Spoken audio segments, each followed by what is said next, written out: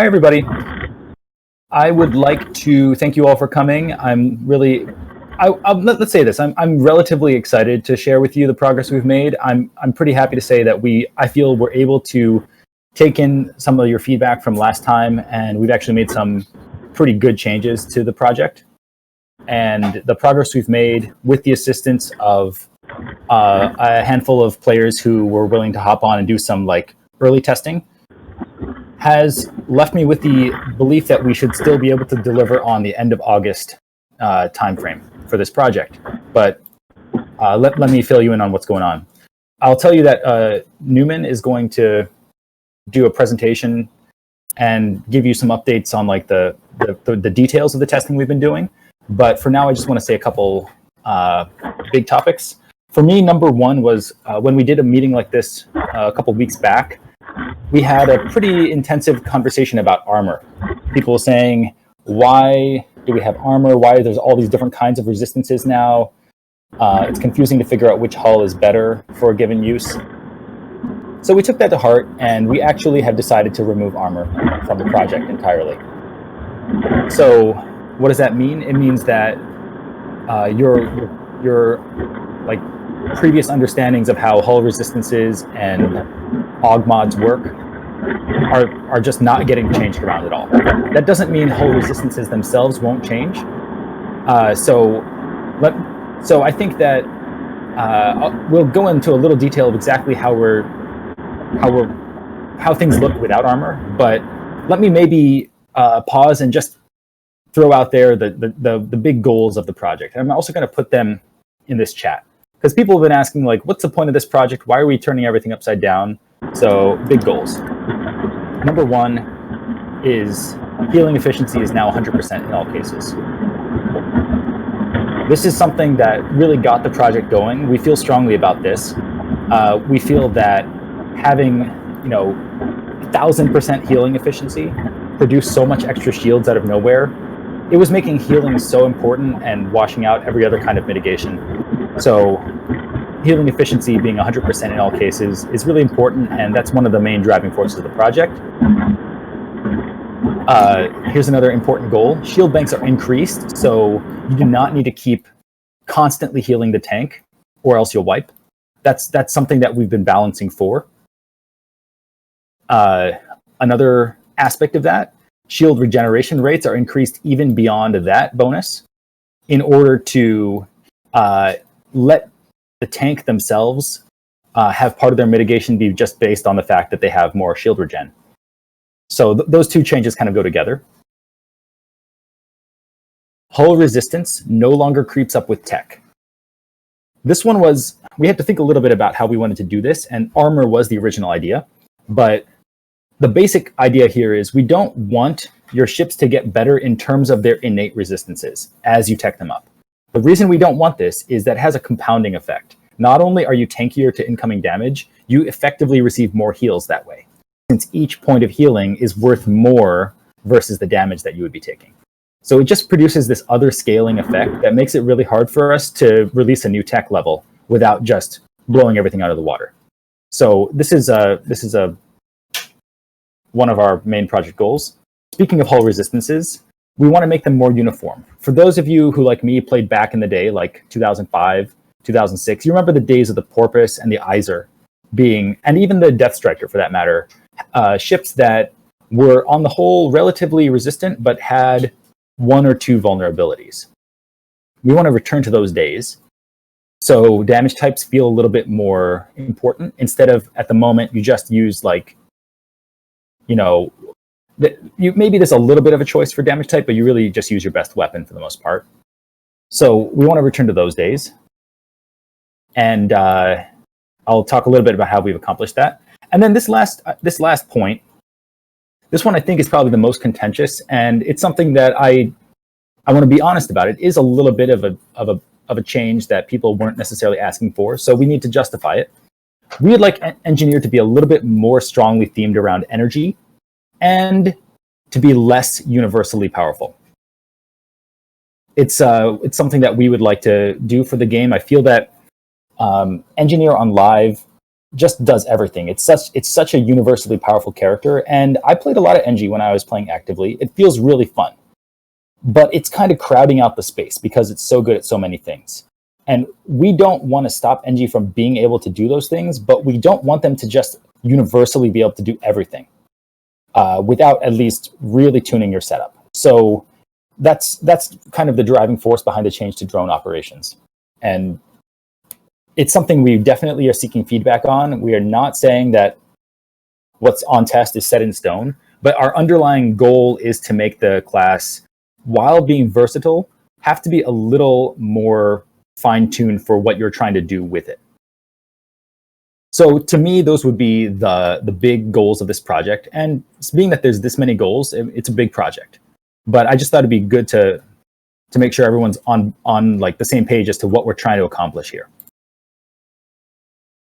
So I see Neon Sword is typing something. I'll pause and see if there's a question. And for that matter, this might not be a bad time to pause and see if folks have any comments on these goals, or if you feel like there's some other stuff we are doing that doesn't really feed toward these goals. I'd be interested to hear about that if anyone wants to weigh in.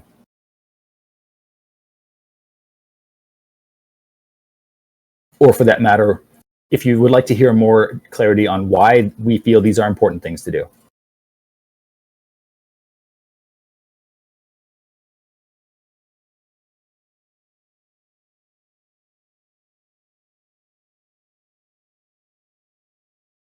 Okay, well, if something comes to mind later, or you start wondering, like, wait a minute, why are we doing this again? Let's bring it back to these goals I've listed, and you're more than welcome to ask a question at a later time about this. Needless to say, there's a lot of different ways to try to accomplish these things, and if something we're trying isn't really working, then it's our responsibility to try to accomplish the goals in a different way. So I'm going to turn it over to Newman quite soon. I just want to give you the... let's see, do I need to actually talk about this, or maybe I just let Newman talk about it in terms of the armor change? Yeah. Newman, do you want to pick it up from here? Yeah, can do. I hadn't really prepped anything on armor, I'll be honest. Okay. Yeah, I'll just say that one, and I'll turn it over to you in a minute. Yeah. And Newman's also produced a really nice PDF that he will share in this channel, so you can review all the details there. As to the armor change, if you look at these big goals when it comes to hull resistance, we want hull resistance to be more uniform with a couple of vulnerabilities at most. So we took a step back and tried to figure out what were we really doing with armor. What we were doing was we were zeroing out hull resistances and then tacking on an armor bonus to certain hulls, heavy fighters and cap ships, and then using a new perk system to apply kind of flavor vulnerabilities and resistances. So we realized armor isn't necessary to accomplish this. What we can do is, once again, zero out hull resistances. Anything that was going to have armor, like your Pos Wave, like your Subhata, and so on, just give it a baseline resistance level. So 30%, 50%, whatever the case is. And then on top of that, let the perks modify from there. So this means when you scan a ship, it's going to tell you the baseline resistance level, and then in parentheses, it will tell you any damage types that have a different resistance. So it's going to be nice and clean and still communicate to you exactly what's going on. So for example, let's say you have 50% baseline, but you're like twice as resistant to surgical. When you scan the ship, it's going to say 50% resistance, and then in parentheses, surgical 75%. So we're pretty excited about this. I think it's going to be nice and clean. Yep, thank you, Earthkeeper. It was one of those things where I think we really just needed a push from the player base to take the project to the next level of clarity while still trying to achieve that underlying goal. So I'm personally really happy about what we've done with armor. And one other little twist. We had devised a system where mining and transference would pierce half of your armor. That's going away because now armor is not a thing. So mining does what it says on the tin. However, ships that were going to have armor have a reduced mining resistance. So we're simulating mining armor piercing just by making it that anything that was going to have armor now has somewhat lower mining resistance. So the upshot is that mining is now a bit is like hitting a bit above its weight class versus targets that thematically would have armor. And similarly, light fighters have an appropriate weakness to physical. So that is the state of affairs there. Let's see. I think that, so obviously anything that was granting armor, like Civil Engineer or those diffuser items, the armor diffusers, now those grant flat out multiplicative resistances. So your gold armor and so on is now still an Omni diffuser, but it just has a multiplicative resist all effect. So I think with that said, folks who have any questions about armor, this would be a pretty good time to ask. At present, diffusers still take durability damage, yes. So that's on my short list of items that I know people have weighed in on with concerns. I was thinking we can spend some time in this meeting going through our entire list of like still outstanding concerns, but let's do that a little later. Let's finish the presentation of the things we have accomplished that we think you're all going to be happy about. What about physical? It does normal damage to all targets except light fighters thematically have lower physical resistance. We decided to not play it both ways to give like cap ships a physical resistance and also light fighters have a physical vulnerability, because that would just create more and more spam of the resistance things. Yeah, it still has a DPS boost. It's still listed in the sheet as a little underpowered versus energy, which means it gets a greater power allotment. I don't believe we changed the power of physical.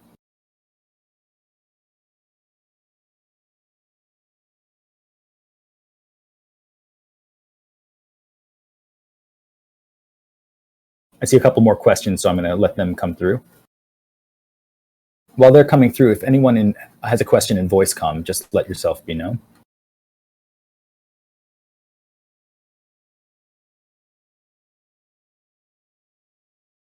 Yes, bioballs.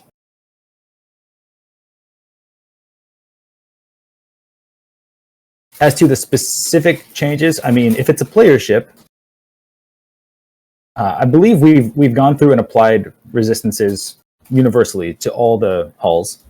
We've taken off armor if it existed, and that would, whether purely AI ships are going to have some issues of balance to resolve, we can speak to that going forward, because that gets more into the stuff that Kanga's going to talk about. Mm-hmm. So seeing no more questions about armor, we're going to now move on to Kanga's presentation. And as always, you're more than welcome to bring it back if you realize you have a question about the armor changes or even the big goals. You're more than welcome to register those questions, and we'll treat them, like in good time. But it's all you, Kanga. Hey. So I've just linked a PDF there that's sort of my non-exhaustive write-up on some of the stuff that we've been working on over the past few weeks.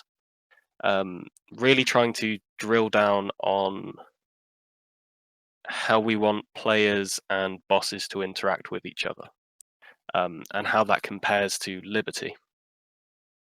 So an important term that I've used quite a lot in my conversations with players, and I use during this, that I want to clarify on, is parity. When I use the term parity, I'm talking about what players can achieve on Liberty and what they can achieve on Test. And that's not necessarily going to be universal, and it's not necessarily going to be exact. But we want to sort of retain the sense that if a squad can achieve a certain level of content on Liberty, they can do the same with the revamp with minimal changes. And so that's sort of this overarching theme that I've got going on in my head, or we've got going on in our heads whilst we've gone through this process. As to the process itself, we've taken an assumption-based approach, where we've taken a step back and we've tried to think about what actually goes into a boss fight. So it's very important in Star Sonata that we try and use approximations and assumptions, because there is so much difference that different characters of the same class can have. You know, someone's sniper might be radically different to someone else's sniper in the DPS they output. So we've had to make some sort of baseline assumptions when going through this process. And a key part of that is assumptions based on resistances. So during this process, we've considered two resist profiles: the resists of a hyper tank and the resists of an off tank. A hyper tank, we're looking at about 87.5% resist across the board. Note that you might have more than that, and that's totally fine. We're not looking to nerf that down based on what it is on test, but it gives us something that we can work from. And then we've got an off tank, a character that's less orged and geared purely to soak up damage and might be doing a significant amount of DPS themselves. And there we've arrived at the number of about 75% resist, or 3/4 mitigation. And these numbers were chosen in part because they actually are quite similar to the results that you get off players playing the different playstyles, but also you'll notice they're quite easy numbers to work with. For a hyper tank, you'll take 1/8 of the pre-mitigation damage, and for an off tank, you'll take 1/4 of it. The next thing to consider is the healing, the HPS, and that's something that has changed significantly, or in the player perception is that it's changed significantly between Liberty and the Untest. We've got some additional considerations in that Engineer now can focus itself a lot better. So you can play a more balanced Engineer that does everything and doesn't excel in any one area, or you can play quite a focused Engineer that purely heals or purely does DPS. Furthermore, for Shield Monkey, you can produce a Shield Monkey that sustains itself purely off its regen, or you can spec more into stealing and achieve significantly more HPS, but not have that much regen yourself, and so rely on stealing shields back off AI. And so I've included some sort of ballpark numbers there that are not literally going to be what you get, but they're roughly approximate to the sort of ratios you're looking at between the classes. Now, when we combine those two together, we actually come out at some interesting numbers, some numbers that allow us to move on and start looking at the amount of DPS that a boss may do itself. So if we're looking at a hyper tank with 30%, 30k HPS incoming, that can deal with 240k pre-mitigation DPS. And you can see how the numbers change as you go down the list. The point here is it allows us to effectively swap and change different types of builds and compare what sort of boss damage we would want to assign based on the number of people attempting the content. Now, in terms of the actual test scenario that we've picked out, we've picked Twisted Minion Leader and Twisted Fate of Death. And this was quite a meaningful choice. Both of these bosses are quite mechanically simple compared to some of the other bosses in Star Sonata. And they also represent different types of encounter. So Twisted Minion Leader is that sort of entry under fire. So I'm sure you've all had it where you've entered there and, you know, straight away your Zerk is starting to get chunked down. You need to get in under fire, you need to be able to set yourself up under fire, and you need to be able to, you know, sort of gain aggro. On the other hand, Twisted Fate of Death, you're more looking at a situation where you can set up a pitched battle. You can go in, you can set yourself up and get yourself ready, go make a cup of tea, and then start the fight. And I feel like both of these different scenarios are very important when it comes to us observing people attempting the bosses and how they interact with them.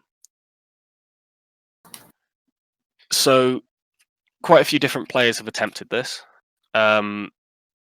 We're always welcome. We're always looking to have more people attempt it, and if you want to, drop me a PM.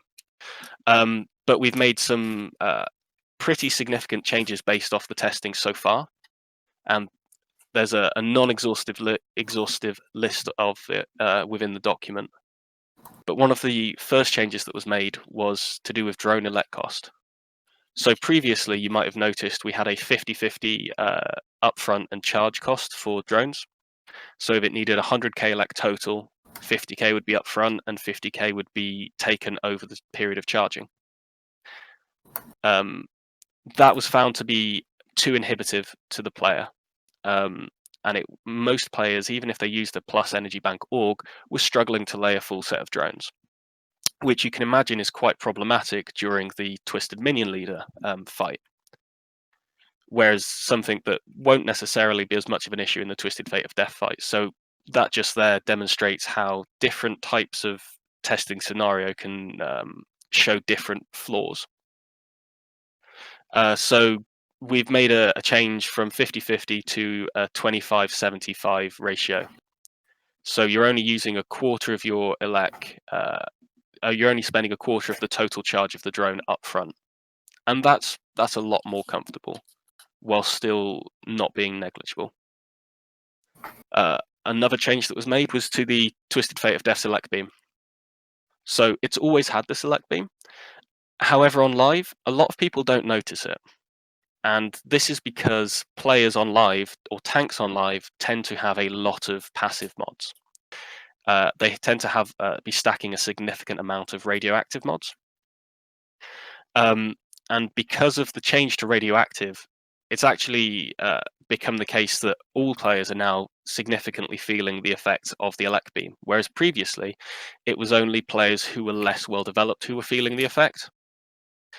Now, this was an interesting internal conversation that we had, because whilst it was it was quite an extreme change from live for high-end players, it was actually no different for players who weren't fully developed. And so we had quite a back and forth there on exactly what did we mean by parity, what did we mean by keeping the boss the same. And I think we settled in a good place, which is that we are looking that as many players as possible can access the boss in the same way that they could on live. Now, in this instance, it will actually mean that the boss is easier for those who were struggling before on live than it would have been previously. And that's something that I think I'm comfortable with. But again, we're looking to have more players try it out and get more feedback before we actually work out exactly where we want it to end up. Another change that was made was we reduced the AI DPS and also the player HPS. So this was a change that came from the builds that players were utilizing. I found personally, and other players found themselves, that recovery was overwhelmingly the stat that you wanted to org for on engineers and on shield monkeys. This was because players were able to obtain very high HPS without trying, and because of one-to-one healing, it meant that recovery was the limiting factor. So in order to open up a bit more design space for the players, we actually reduced the player HPS back to what it was before. So previously we'd buffed healing weapons quite significantly, and so now we've dropped that back down a bit. This means that recovery isn't the only thing that you're considering orging for. It opens up quite a lot of nice design space, but we reduce the DPS of AI in line with that. Okay, so that overall content shouldn't necessarily be harder than it was before this change, but it should just be more fun, basically. Another impact of that is actually that players are dying slower now as well. So even if you're not including player HPS, you're just running a regen build yourself, you're actually able to survive for longer and be able to better mitigate damage without specifically having a healing class next to you. So again, that opens a bit more design space for players, whilst not necessarily changing the squad dynamic. And the last big change that I can think of at the moment is we made a reduction in the stealing to healing ratio. Previously, it was 1-1, and we've reduced that to 1 to 0.75. Now, during testing, players were repeatedly able to assemble some pretty disgusting builds. They were some very, very nice focused stealing builds that could achieve very high HPS and very high DPS. And this was a bit too distorting compared to less focused builds. And so what we and furthermore to that, players were able to completely tank the bosses utilizing these stealing builds. So we've reduced it a little bit, and I can't tell you that this is the final number that we'll end at, but it feels a lot more comfortable now. Stealing is still a very valuable asset to a shield monkey. An active shield monkey can gain a lot from using stealing, but it isn't so overly distorting as to shield monkeys easily being able to solo content through the sustain. But again, still under consideration. So based off the testing that we've done already, we're looking to move forward and iterate this process out throughout the rest of the bosses in the game. The reason we spent so long working on just this one set of bosses is because if we can achieve a similar clear time between Liberty and Test, and we can achieve a sense of parity between the two, the changes between Liberty and Test, we can then look at applying those to other bosses and replicate the same functionality there, replicate the same player experience. Will it be that easy? Not quite. But it gives us a really good baseline and hopefully reduces a lot of the effort that is required there, a lot of the manpower and man hours. Special mention should be made to KD, where currently it's a zone where it has incredibly high DPS if you run into a swarm. And if you do not have a very good tank and a lot of HPS, you will wipe immediately. We're looking to alter that slightly. And though we don't have a final answer on how it will end up, it hasn't been forgotten. And we will have a very purposeful dynamic in mind when it is set up. So just to finish it off, we're really grateful to the players who have tested and given feedback, and several other players have indicated they're up for getting involved. Still really want to hear from you.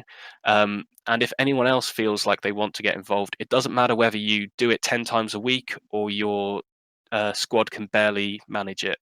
I'm interested in hearing your feedback and getting you on there so that we can really work together to make this a success. So just drop me a PM on Discord, okay? Thanks a lot for giving that presentation, Kanga. As you all can tell, Newman has been doing a ton of work to just get the information we need, the testing information, so that we can finish off this project and give you all a product that you can enjoy. And I just want to emphasize a couple things. Number one, like he said, we did spend quite a long time just on Twisted Minion Leader and Twisted Fate of Death. I don't want people to have the idea that this is how much time it's going to take for each individual boss. So just want to emphasize, now that we've gotten these in a pretty good shape and they're getting quite close to being polished, we should be able to roll through and much more efficiently tune the other zones. So it's not going to be just a copy and paste deal, but we've done the bulk of the work when it comes to balancing AI, DPS, and player HPS. The other thing I wanted to speak to is you're all probably noticing we have now been using a different style of testing. Instead of just opening up a big testing event, we absolutely will open up another testing event, and it will be soon.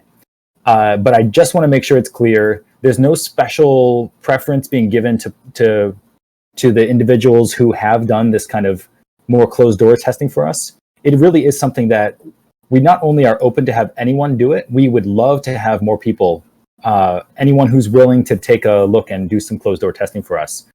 It's not an exclusive thing by any means. I just want to make sure that's clear, that we're not suddenly changing the game with all of you.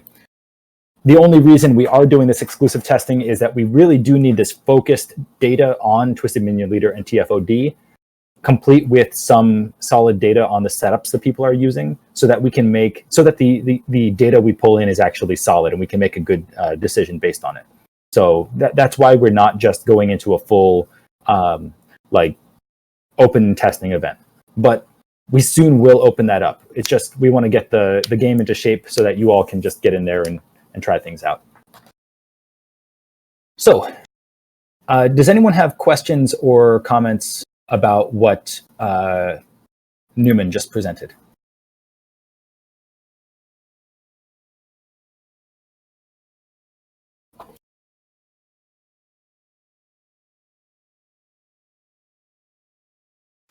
Perhaps, how is instant scaling going to play in with the shield changes and with, bosses being reworked from the ground up with their, mechanics and health and damage, etc.? So I'd suggest that bosses aren't necessarily going to be reworked from the ground up. I will come to the instant scaling, but a big part of this is that we want to keep the bosses mechanically the same as much as we can.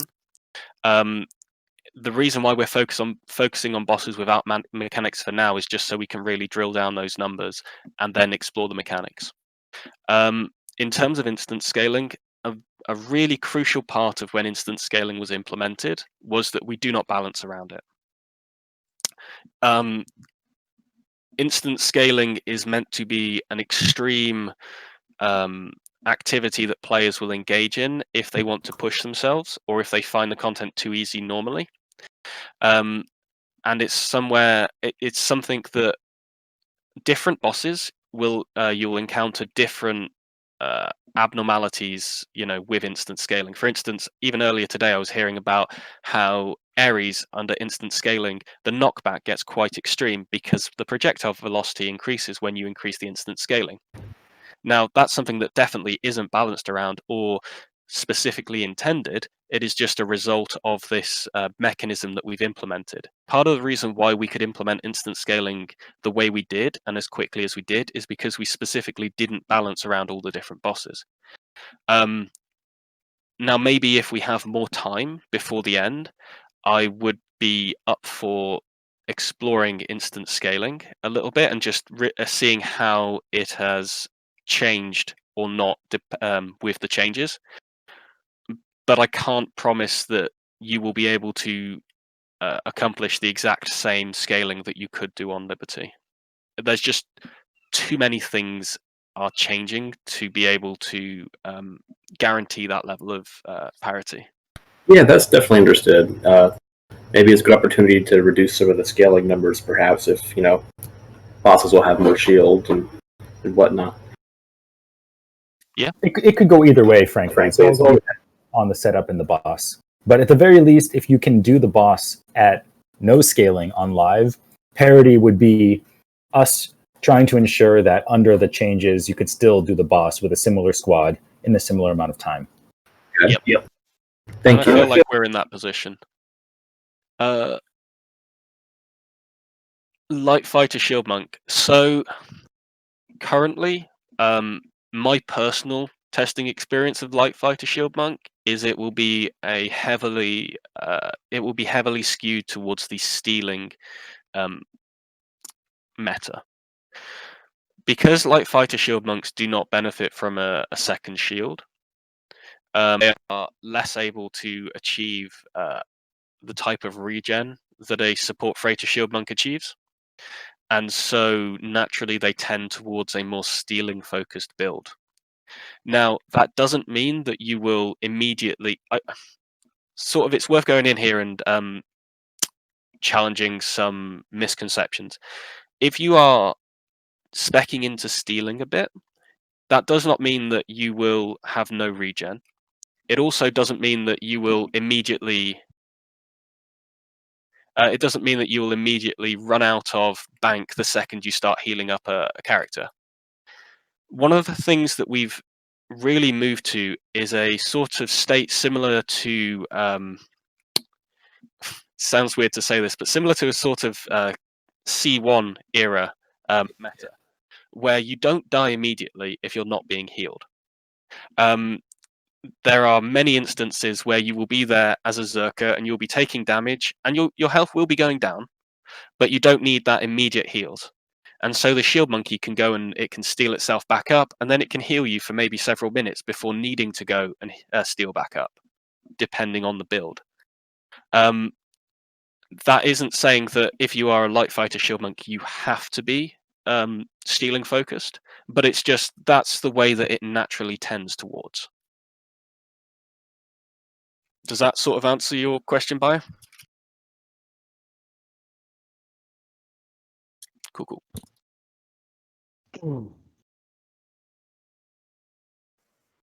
I have kind of a related question based on something that I was told in the past, and it's directly related to bosses. I see that there are some of the bosses that have mechanics involved, and I made a suggestion at one point about directional damage, and like I understand the whole seer thing is there. Not talking about seer, but the ultimate response that I got to it was we're trying to make sure that the game isn't too complicated, but at the same time that kind of like it makes me worry that there aren't going to be like mechanics that you necessarily need to pay attention to going forward in the future with bosses in mind. It's like quite frankly I find the whole like set your second computer or your second screen to just mash the space bar on a shield monkey while you focus on doing whatever it is that you're doing in your main character. I find that really boring.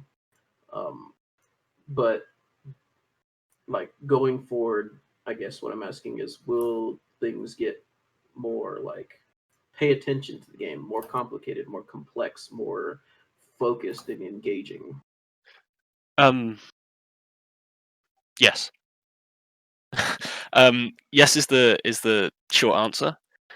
Something that making the changes that we've made allows us to do by removing the hypertank, like the insistence on hypertank will go away, and removing the need for the immediacy of heals. It allows us to work in more meaningful mechanical encounters. So it gives us a lot more scope. So on Twisted Fate of Death at the moment, you might find that if you ignore the minions completely, you might get yourself in a bad way. Now, again, TFOD, like we chose mechanically simple bosses because we can get our testing data with no player error needing to be counted in, if that makes sense. You know, like there's not going to be a difference between a player who is completely on the ball or a group of players who are completely on the ball and ones that, you know, have no idea what they're doing. But when it comes to other bosses, I'm not sure whether you've tried ones like the Demented Delquad or, for instance, Drake. Those bosses can be pretty frustrating because they do a lot of damage if you do them incorrectly. There's definitely the scope to create bosses that you need to interact with meaningfully, but it won't be on the time scale of half a second. It might be on the time scale of you have, you know, 20 you can't tie me down to numbers at the moment because I'm not going to be designing those bosses. But it gives us the fact that you do not need to be healing one character the entire time or they immediately die the second you're not healing them allows for a lot more flexibility. It's more intuitive as well, which I really appreciate. Sure. Any specific ideas, though, feel free to hand them in, because better ways to interact with the game are always something that we can look towards. Yeah, that is something that and obviously it's a personal preference, but you know, I enjoy the arcade shooter aspect of it. It's just, you know, after 3,000 levels of it, it's kind of like Okay, what else is there to do? Yeah. I mean, something else that I mentioned is, about how playstyles have opened up with this change. Now you can build yourself towards a stealing shield monk, or you can slant your engineer specifically in one direction per se, and Right. you can get some really quite rewarding experiences off that. Just to speak to something that is going on in the chat at the moment, when I said that light fighter shield monks are going to be more inclined towards stealing, that does not mean in any way, shape, or form that they have to be stealing focused completely. If you look at the sort of the baseline numbers that I've put in the doc, you can easily achieve those sorts of numbers on a light fighter and a support freighter. Remember, you have an additional AUG slot on the light fighter. And so you will be able to achieve a similar level of power, even if it's not quite identical. But again, if anybody wants to come and do some specific testing with me relating to various light fighter setups, my DMs are always open. Like, I'm always happy to take on all feedback. My request when it comes to feedback, and part of the reason why this has progressed into a more closed door setting for now, is because I want targeted feedback. So part of the reason we chose the setup we did was so that we could eliminate a lot of the variables. I've already spoken about like player ability when it comes to mechanics. But also, I wanted to really drill down and have players use very similar setups between live and test, reducing the amount of changes that people have made. And so any sort of testing that we do, that's the stuff that's really valuable. Because when you've just gone and you've changed every different part about your setup, neither you nor I has any idea which parts of that setup aren't working. So I'm really trying to minimize the changes at each stage so that we can get the best possible information and so that we can make sure that the rework works as effectively as possible.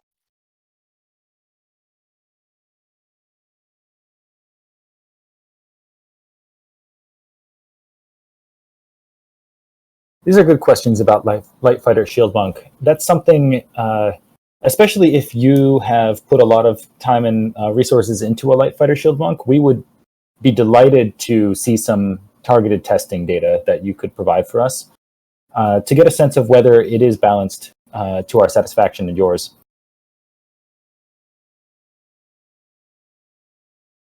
In terms of how it is on test at the moment, with a stealing setup, the highest HPS that shield monks can obtain is on a light fighter. So it definitely has that going for it.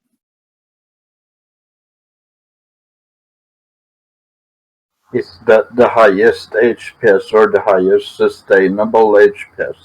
Both. All right. Well, Wait. again, I say yeah. this. So when I say sustainable, if I'm talking about a stealing setup, there's a difference between sustained on recovery and sustained with stealing. Sustained on pure recovery alone, by virtue of the second shield, it would be support freighter.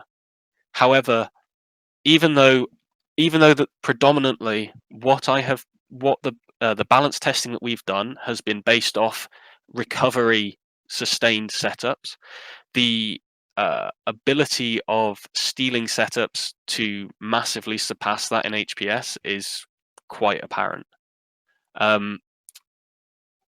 And you don't need to be fully spec'd into stealing in order to benefit from it. So I think there's very much going to be a gradient between those players who want a fully regen sustained setup and those players who want a fully stealing setup where they're using a kid's resilient shielding and have no recovery at all. There's going to be a gradient between the two, and what works best for you and your squad and your play style is going to be up to you, but they're all going to be viable in some shape or form. To build off of that and respond to BioBall's recent comments, My feeling is, especially since we've changed the balance of stealing around quite a bit, you may find that with a relatively minimal amount of stealing, you're still able to get really good results from your light fighter. We're not saying that the only way a light fighter shield monk build would work is if you are constantly draining shields from enemies. So it's likely that a sort of hybrid playing style with that setup would still result in good like performance. So it's the sort of thing that would require some play testing to make sure we got the balance right. Yeah, I just want to point out also having different transference weapons is really going to matter under this system. I know if anyone has ever played like any other RPGs where you have like the small efficient heal, the fast cooldown inefficient heal, and then the chunky heal that like you can only ever throw out every so often, you'll find that things really do feel like that. Like when I look at my shield monkey on test right now, like there's a very clear difference between like when I would want to use my shield revitalizer and when I would want to use my Calthy aid versus like the oh my goodness, the anti-transmographic decombobulator, I think is what it's called. Right. I would also say, as of the most recent balancing that we've done with healing, we are actually now getting reports from people who previously never enjoyed the stealing system, saying that they actually, for the first time, are kind of digging it. So obviously, this is all just anecdotal, and it would be for each individual to give it another try. But I think it just goes to show that a lot of changes have been made, and even if you didn't really enjoy stealing before, you might not mind doing it for at least X% of your healing cycle under the new systems. Yeah, there's also the part that you just don't need to heal the Zerka 24/7. Yep. Like, just throwing it out there. Yeah, You know, we're trying to take the pressure off so that you don't have to have such a high performance healing output. And I probably shouldn't say this. I was one of the people who wasn't on board with shield stealing before, but the way it is at the moment, it's actually become something that I quite enjoy. Like, it feels good to be a shield monkey at the moment. You don't feel that you have to steal constantly, but when you do, it feels meaningful. So I would just encourage you all to keep an open mind and give it another try once we do open up community testing, or if you're willing, we would love to have you do some internal testing ahead of that. All you got to do is reach out to Kangaroo Blob about it. I'm not sure if this was brought up already, but what's happening with energy? Is that still maintaining the same change where it's essentially being doubled in terms of regen across the board? Right, so this is something I said I'd touch on, but then didn't exactly. I skipped over it a little bit. One of the issues we have with achieving parity is a change that we make across the board affects different characters and different classes in a different way. So originally, the change that was made to double energy regen, whether that's through Zen of Energy or just doubling the regen of energies, that was, it was accounted for about 15 radioactive mods, or however many panels, depending on your build. Yeah. But if you didn't use panels and you didn't stack radioactive mods, that was an incredible buff to the amount of regen that you had. Through testing, what we've done is we've dropped the buff down, and I think it is at about a 1/3 increase over Liberty at the moment. Okay. So I think that's about 7 or 8 radio mods. Don't quote me on that. So not quite as many. But what I would say is try it out. Go on there, do some testing, hook up with me. We'll work together through it, because the reduction was a universal, was in response to the fact that the change itself is a universal change. If it comes out that targeted changes are needed, that's something that we can discuss and we can work on. But in terms of like the universal change, 1/3 is about where it should be based off what we've seen. Yeah, something to point out too is that the different electricity the electricity change, which was a blanket increase, affects different classes in different ways. Like if you have a lot of electrical tempering, or you have really good ways of converting energy into damage, like it affects you completely differently. So that double energy regen made it so that a speed demon could just at rate of fire cap fire just about any weapon. Whereas for like a berserker, it made almost a negligible difference. And when I say negligible, I don't mean like it didn't matter. That's not what I'm saying. I'm saying in comparison. I'd like to hear somebody address the comment about weapon slots, because when I looked on tests several times, particularly light fighters and also things like the calculated deployer had lost weapon slots. And we're now being told that particularly for light fighter shield monkey setups, we're going to need to have the more flexibility of using different trans weapons, which will now be impossible without doing very specific setups, such as using double external weapon mount. And I'd like to know what the dev's philosophy is in trying to reduce weapon slots and reduce player flexibility by doing this, especially on ships at one point like the Voki, which effectively would only have 2 weapon slots after the change because it has 1 fixed in the hull. I just want to point out that the Voki does not have 3 weapon slots on test. It hasn't had it since the last test thing. Has the full reduction in weapon slots across all the light fighters and support fighters been rolled back so that the weapon slots are effectively what they are live right now? I don't know how to answer that. Does someone? I don't know how to answer that question because the parity, like the way that weapon slots were distributed across ships, was not done prior to this change. It wasn't done in like a consistent way. So like different ships were just given different weapon slots, and now we're doing it based off of the hull type. So there are some ships like fighters that got more slots, and there are some that got less. And so if there are any particular ships that have less weapon slots than they probably should have, it's not difficult for me to compile that, like to get a compilation of that list that players are concerned about, and then go over the ship and see, hey, what can I do to give it, this extra weapon slot here.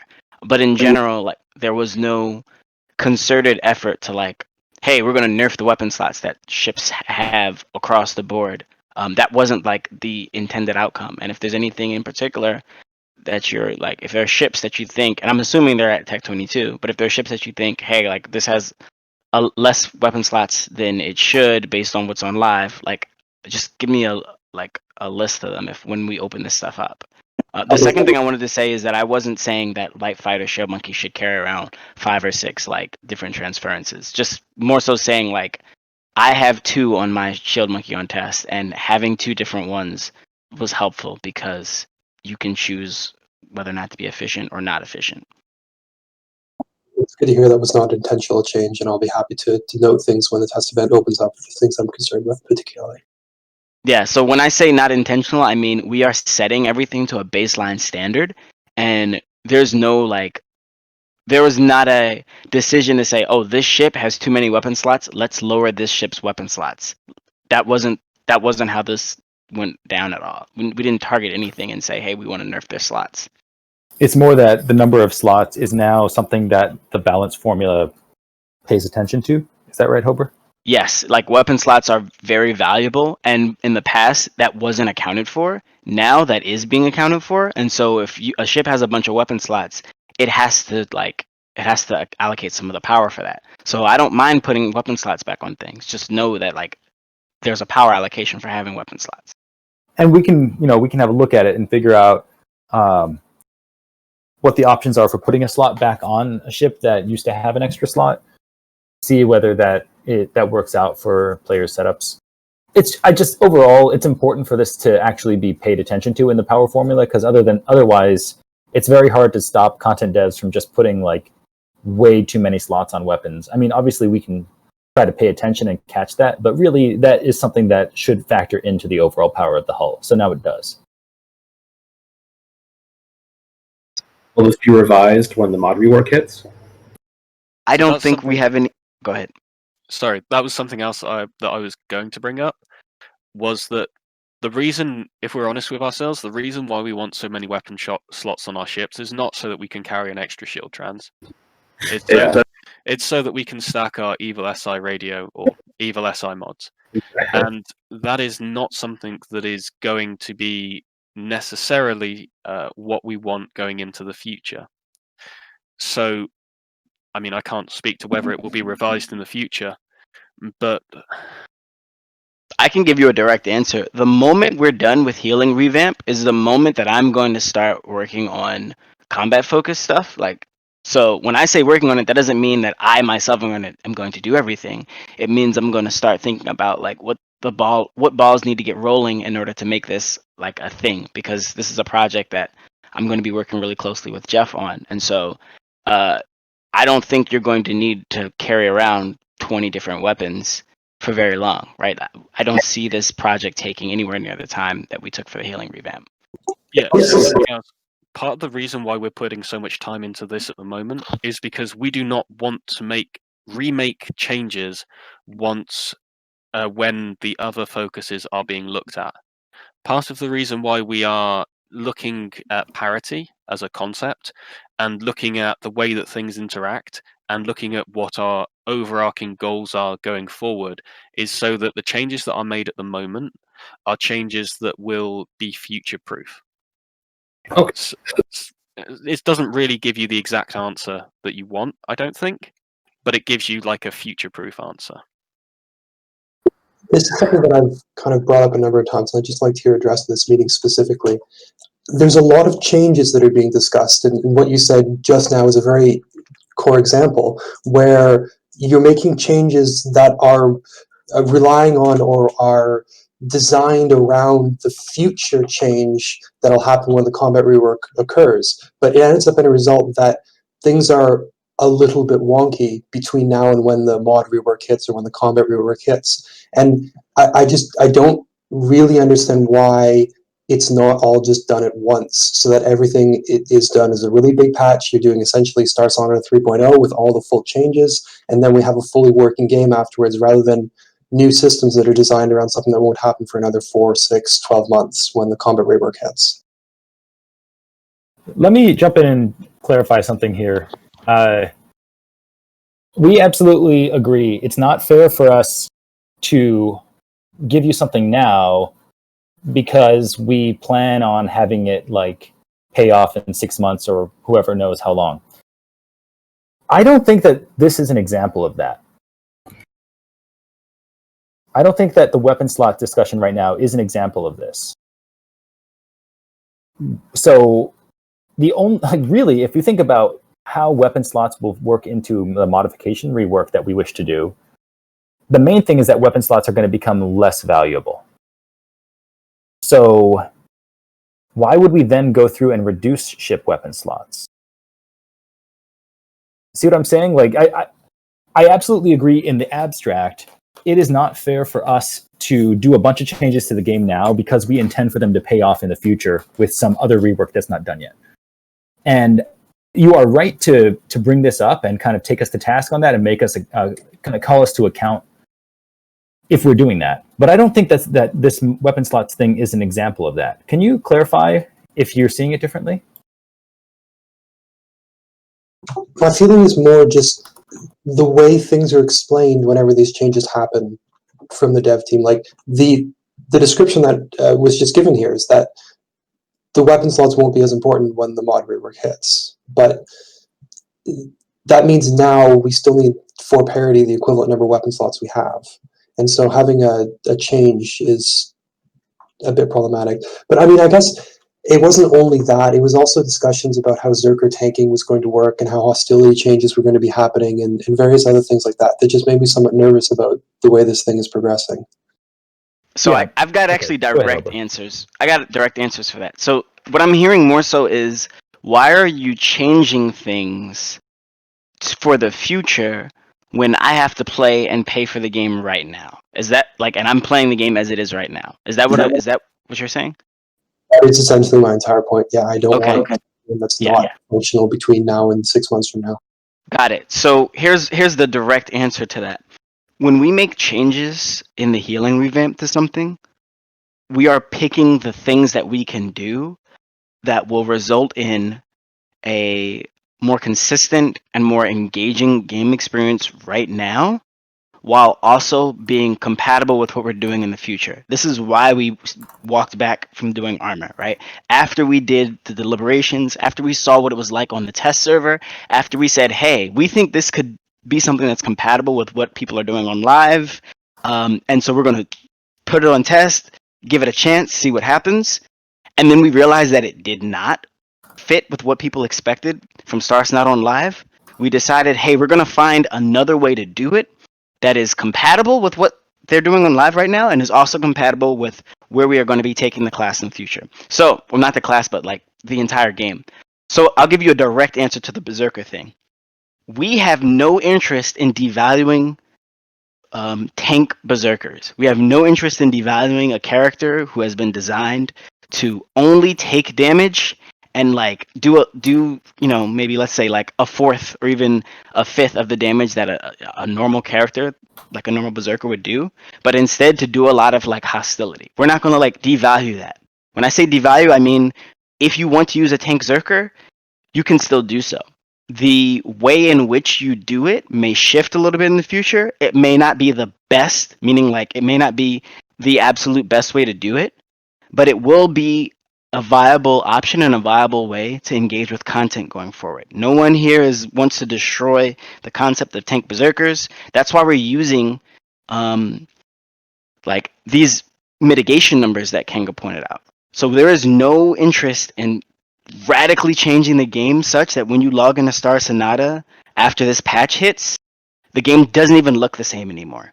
When we first started testing, we did do radical things because we were trying to, basically what we were doing was limit testing. How much can we like change in order to get what we want from the game going forward, and in order to prepare ourselves for the changes that we're doing, in order to prepare ourselves to make Berserker more of an engaging class for people who want to play it that way without disturbing the way that people play it too much. So this is the way that we kind of think about things. And I think the problem is that when we as devs speak about it, you're getting two different things. First, you're getting the perspective of the dev team. So sometimes I'll talk about things and I'll say, hey, look, here's the decision we made, here's where we're coming from, so on and so forth. And it comes off as absolute. And I know that I do that sometimes because I'm speaking about the absolute stance of where we're at. But it's not that we've made that decision and we're never ever going to change that decision. We're never ever going to revisit it. It means that this is the direction we want to go in. Then the other times you'll get personal perspectives from devs, right?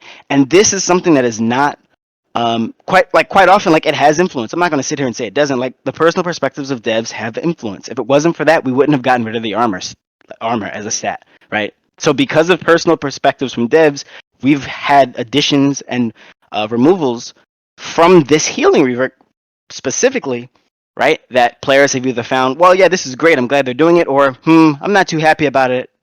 Like, why are you doing this? The thing is, when we talk to you, though, both of those things come out at the exact same time. And so it can be a little bit difficult to parse what it is that we're talking about and what it is that we mean. I would suggest, there's two ways we can handle it. We could stop talking as much, which would kind of suck. I mean, if that's what y'all want us to do, we could. But the other way, I think, is when someone says something that causes you to feel like concerned about where the class as a whole is going, like ask them, hey, like what did the dev team like decide to do? And I think that will help you, or like what direction did the dev team decide to go in? And if the answer isn't sufficient, then you might want to reach out to like Ink or me. And I know, maybe if for whatever reason that's not desirable, maybe you could even reach out to Kenga because Kenga has a perspective from the QA team. My suggestion is basically like, if you talk to us about the specific things that you have concerns about, I think you'll find that we actually are very much interested in making sure that the product and the game that y'all pay for and play is still fun and is still like a meaningful use of your time. And that means trying not to disrupt literally everything in the game for the sake of the future. That may not have answered your question, but I don't know. I don't know if it did or didn't. If it did, then please let me know, and I can give you a much more specific answer. That was a fairly good answer to the question. I just want to address one specific point you made there, which is that in regards to the communication of the dev team, I think what you said is very on point, that one of the big issues is devs expressing their personal opinions that aren't sort of dev team policy. But I might suggest that when that's done, particularly in sort of official channels like Healing Rubric channel, the devs in question make it a point to be fairly explicit that what they're saying is personal opinion and isn't sort of policy, and that might help avoid misunderstandings in the future.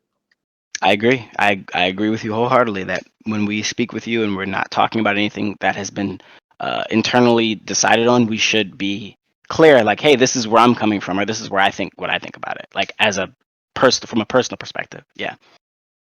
I absolutely agree with all this, and for sure, there's this difficult matter where we love being able to keep you all in the loop, and certain individuals like Hober and Jecht take a lot of time out of their own personal life to loop you all in, to communicate with you, and I think in the main people do appreciate that, just kind of getting that constant communication. But of course, it doesn't get us off the hook to try to be clear about what's personal opinion and what's actual dev policy.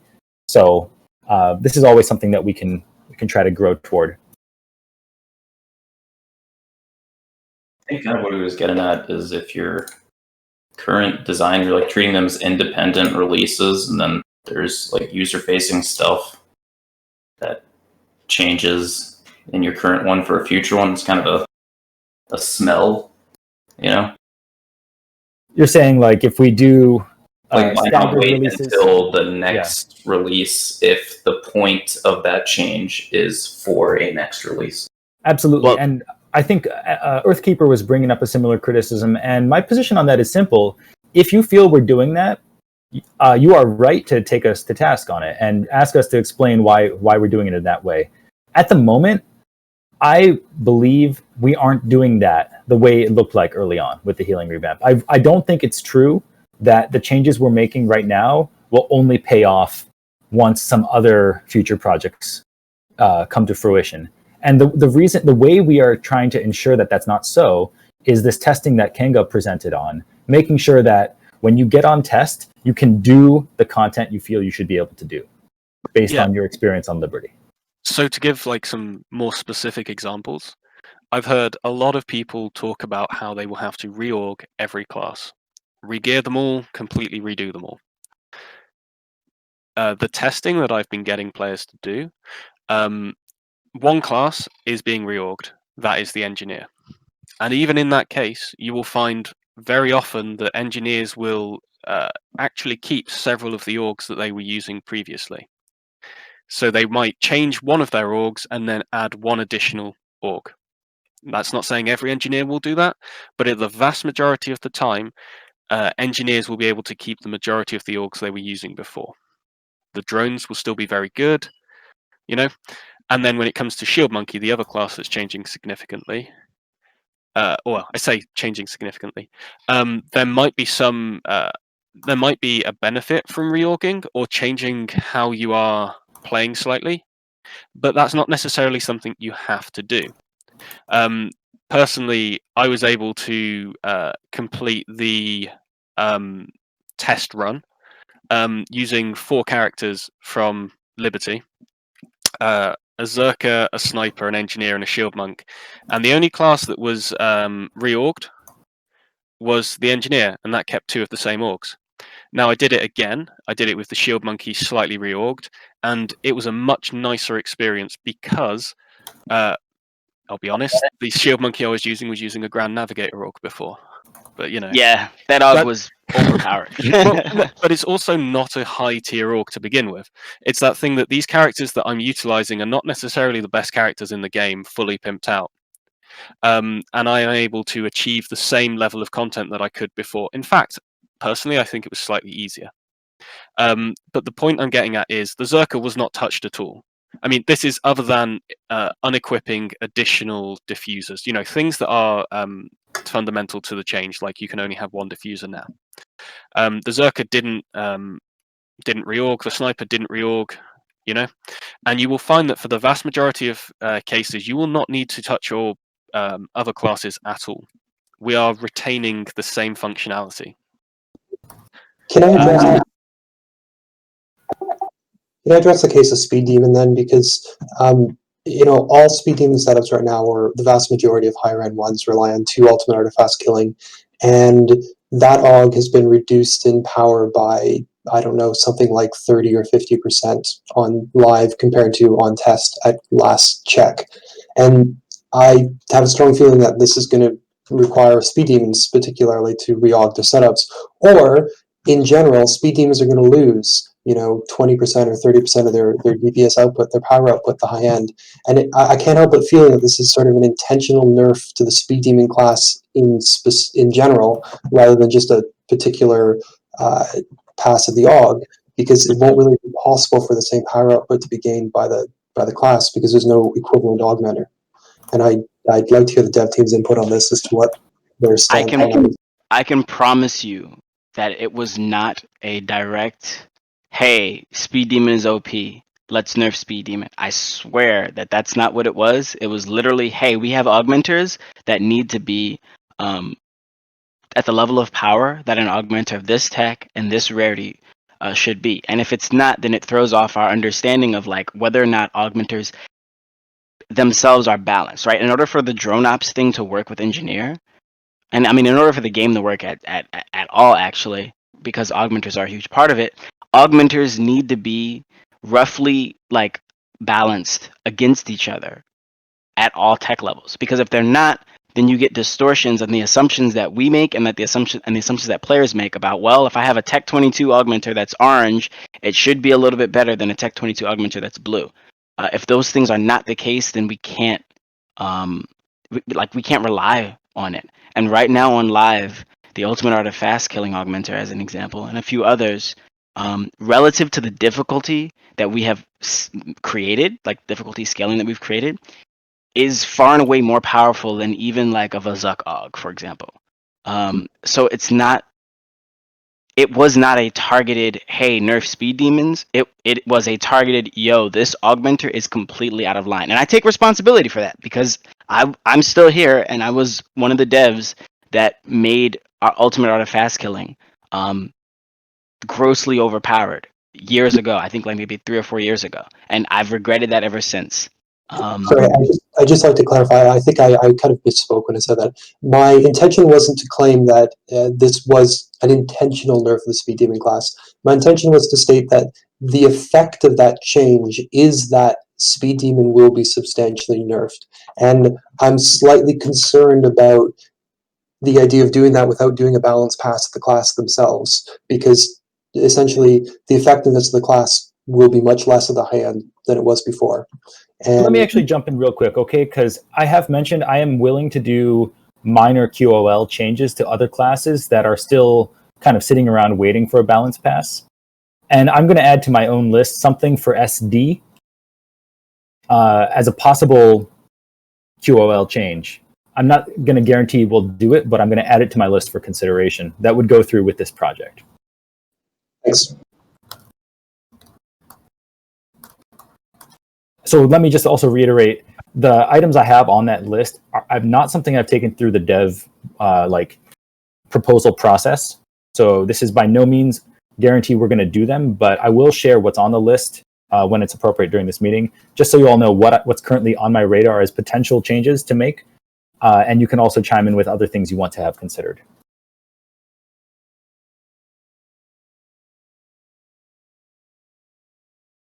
That seems very reasonable to me. Thank you for doing that. And I would absolutely. I just also want to emphasize Hober's point about what was going on with UAOFK. I agree. The main thing is that it's a nerf to Speed Demon. But there is another consideration that it's really important to remind everyone of in these cases. We were kind of disrespecting your time by having an AUG like that. Of course, it's fun. I mean, the thing is, it's not that hard to get. I mean, you have to get Perlium, you have to probably get some admix, right, to get ultimate AUGs. It's been a while since I built one. But in the long and the short of it, it's not that hard to get that augmenter. Versus other AUGs, and down in the future, T23 AUGs we make, they're going to be really tough. They're going to be much harder to obtain, and they'll be rare. Maybe they'll even be exalted or even legendary someday. And yet, now that we're holding ourselves to higher standards in creating new gear, they would not be better than this augmenter. UAOFK should have been Tech 32 or something, outlandish, in order for it to be as strong as it was. So it was a necessary change, and definitely we do not want to leave the class in a bad way. So it is going to take some scrutiny to see how Speed Demon's behaving on test. And if we do find that it is just unacceptably nerfed, then that would be strong motivation to make a QOL change to the class to bring it into a playable state. I have to tell you, based on preliminary testing, we do not find that Speed Demon is actually suffering too much on test. But that's not a concrete answer. We will be willing to have another look at it. I just want to point out it might not be as bad as you think. We're just going to have to see. And if anyone does have concerns and is a Speed Demon, hook up with me. I'm very happy with that answer. All I wanted to hear was that it is being looked at. Thank you. Yeah. So just want to answer something that Dow brought up in the text chat. I mentioned that most engineers are going to retain most of their orgs. That was a bit of a woolly statement by me, because obviously I can't know exactly how you want to org yourselves. But he's talking about how originally in the test events, engineers weren't keeping any of the same orgs, or maybe a couple of them. This is actually an intentional change that we've made since, with the goal of parity in mind. And again, the definition I'm using is in my doc. I don't mean everything will be exactly the same, but the purpose is that engineer isn't going to have to totally reorg and get rid of every org that it uses currently in order to be useful. Currently at the moment, the engineer that I used when I did TFOD had a Banu and a Tesla on it still. So whilst it's not, whilst I am changing one of the orgs and I'm adding in an additional org, I'm still retaining two of the orgs that I previously used. Now, that's not saying that the optimal squad HPS setup is going to necessarily use two of those orgs still. But if you want to be a strong engineer, you will be able to retain two of those orgs and build a competitive setup that will be able to perform multiple functions, depending on which orgs it is. And that has been specifically accomplished by targeted flavor changes to popular endgame OGs on Liberty, right? Yes. Yes. Those changes, but also other changes that we made, like the aforementioned changes to recovery, making it so that the optimal engineer HPS builds did not require literally stacking recovery orgs and drone ops. Because at one point, I think I was achieving some silly amount of HPS by just using added defensive orgs and mech hounds. Like that was obviously not a good way for the balance to be. Yes, the dev team does have and utilize calculators, but things like purely HPS, when we're performing this sort of balance testing, we're not necessarily looking at the extremes. We're looking at can the similar setups, can they achieve the similar content goals? That's not saying that you cannot build a better setup that uses different orgs that is better for your purpose, but that's saying that if you do retain several of those orgs, you will be able to achieve similar things. Maybe better, maybe you might need to utilize some of the other new tools depending on the situation. But again, the only way that we're actually going to one of the main ways that we get feedback based on this is from players coming and testing with us and doing that sort of targeted testing again. Right.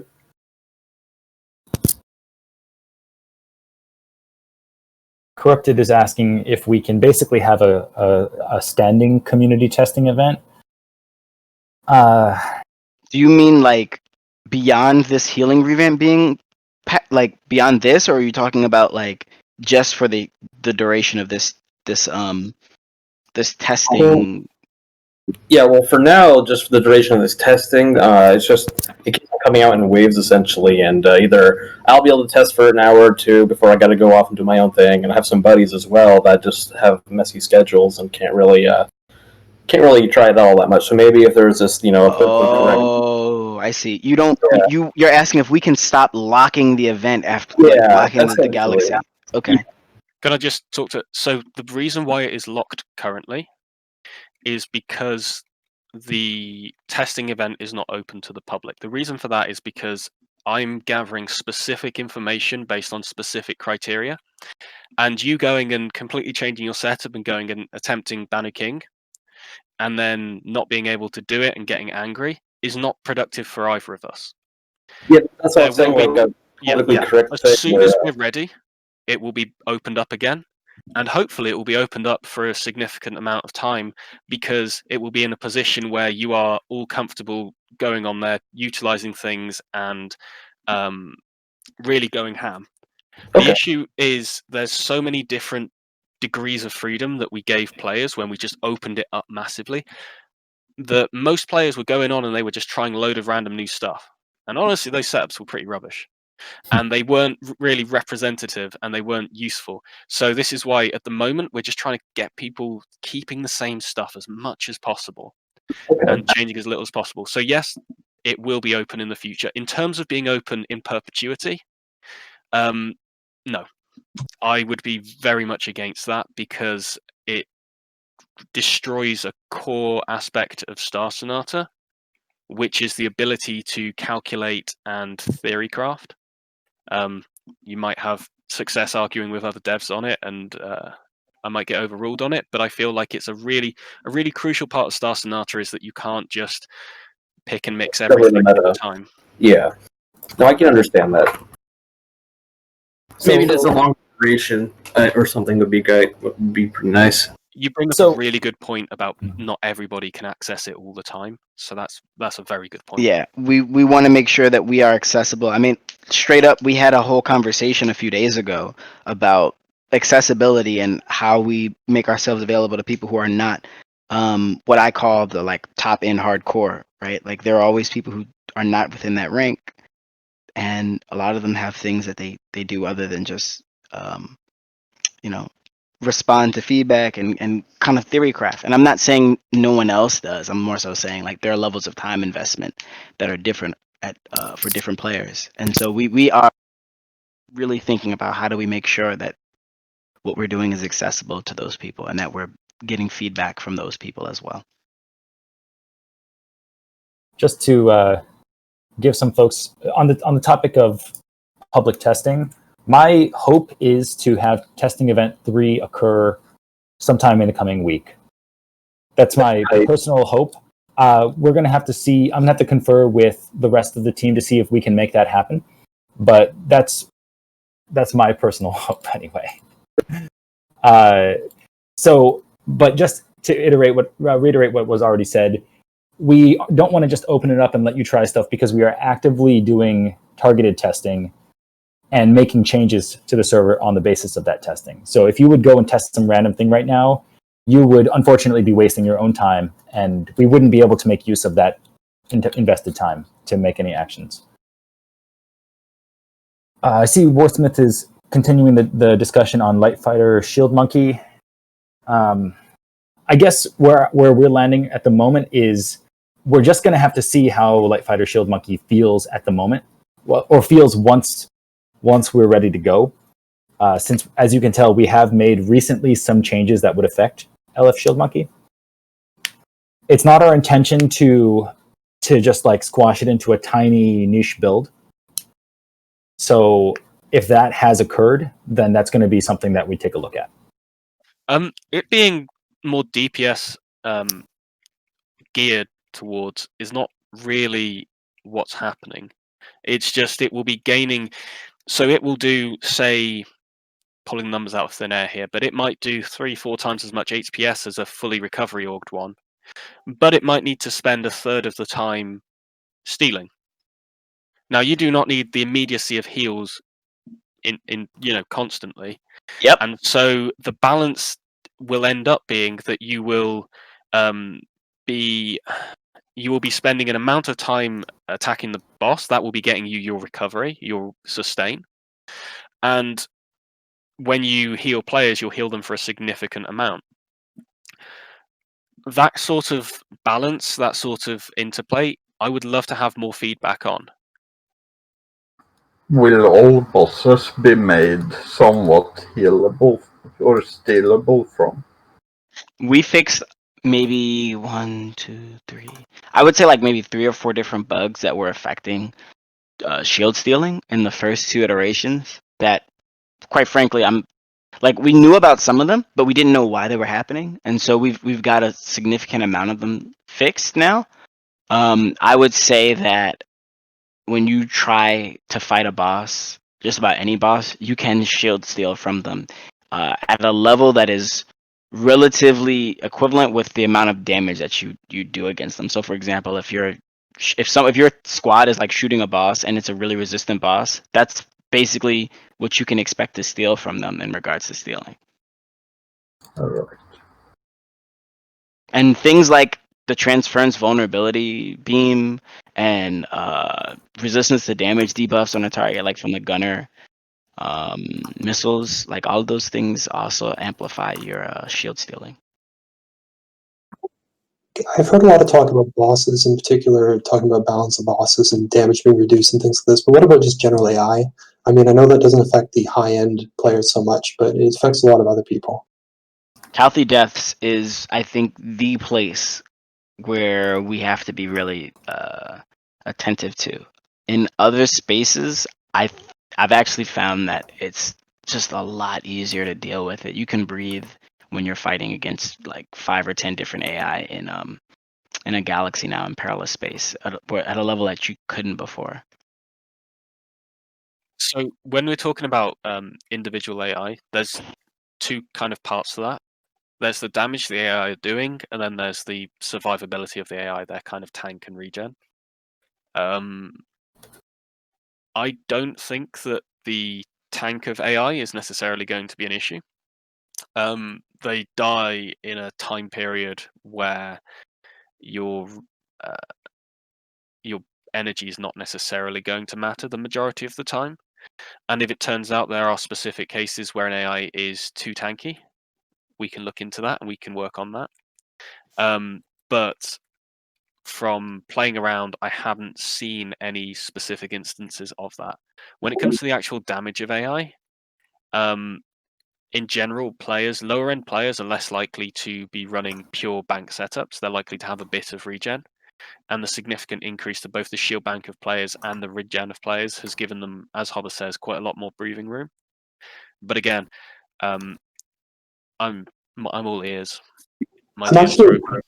I'm really concerned by something you said there, because the metric I heard, I'm not sure if it's what you intended to say, is that AI will die in a time frame where the energy bank of players is not a concern. But that isn't actually my concern. My concern is that if AI are more tanky in general, that means that all player progress in areas outside bosses is slowed down. It means I can't kill things as fast. It means I can't progress through the Serengeti as fast. It means I can't just go and, farm up Xeno remains in wild space as fast. And that ruins, or, it substantially affects the entire play of the game. And so really what I was expecting is after the rework is that the time it would take a typical setup to kill a typical AI would be the same before and afterwards. And if that's not the case, I'm slightly concerned. No, that is sort of what I expect to occur.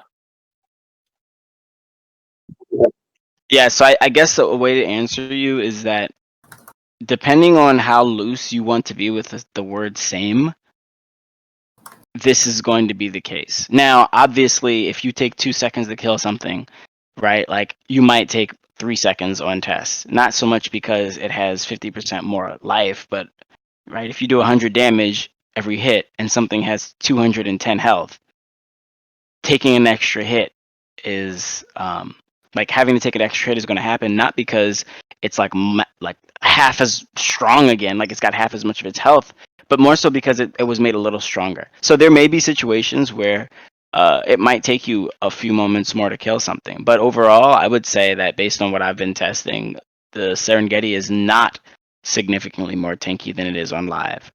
The reason why it was because there were a lot of additional factors compounding on top of each other, and it took a little bit of adjusting to go through and see, okay, why are the zebras so much tankier? Oh wait, they have this huge shield bank bonus on their thing that no one even knew they had.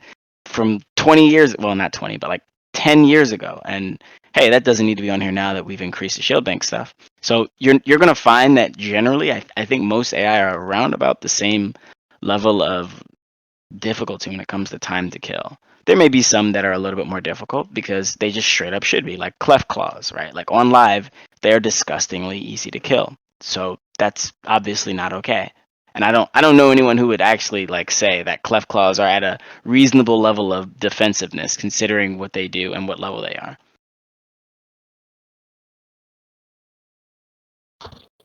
Another aspect of that is some of the low to mid-level AI might be tankier now because the shields were buffed.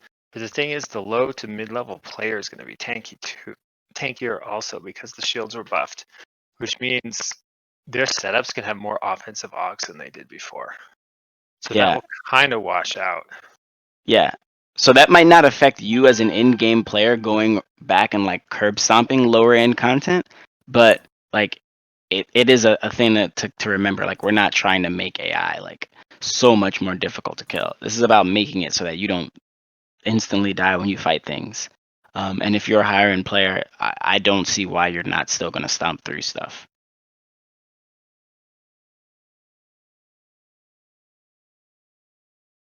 So the conversation has been going on about Light Fighter, Shield Monkey, and just Shield Monkey in general.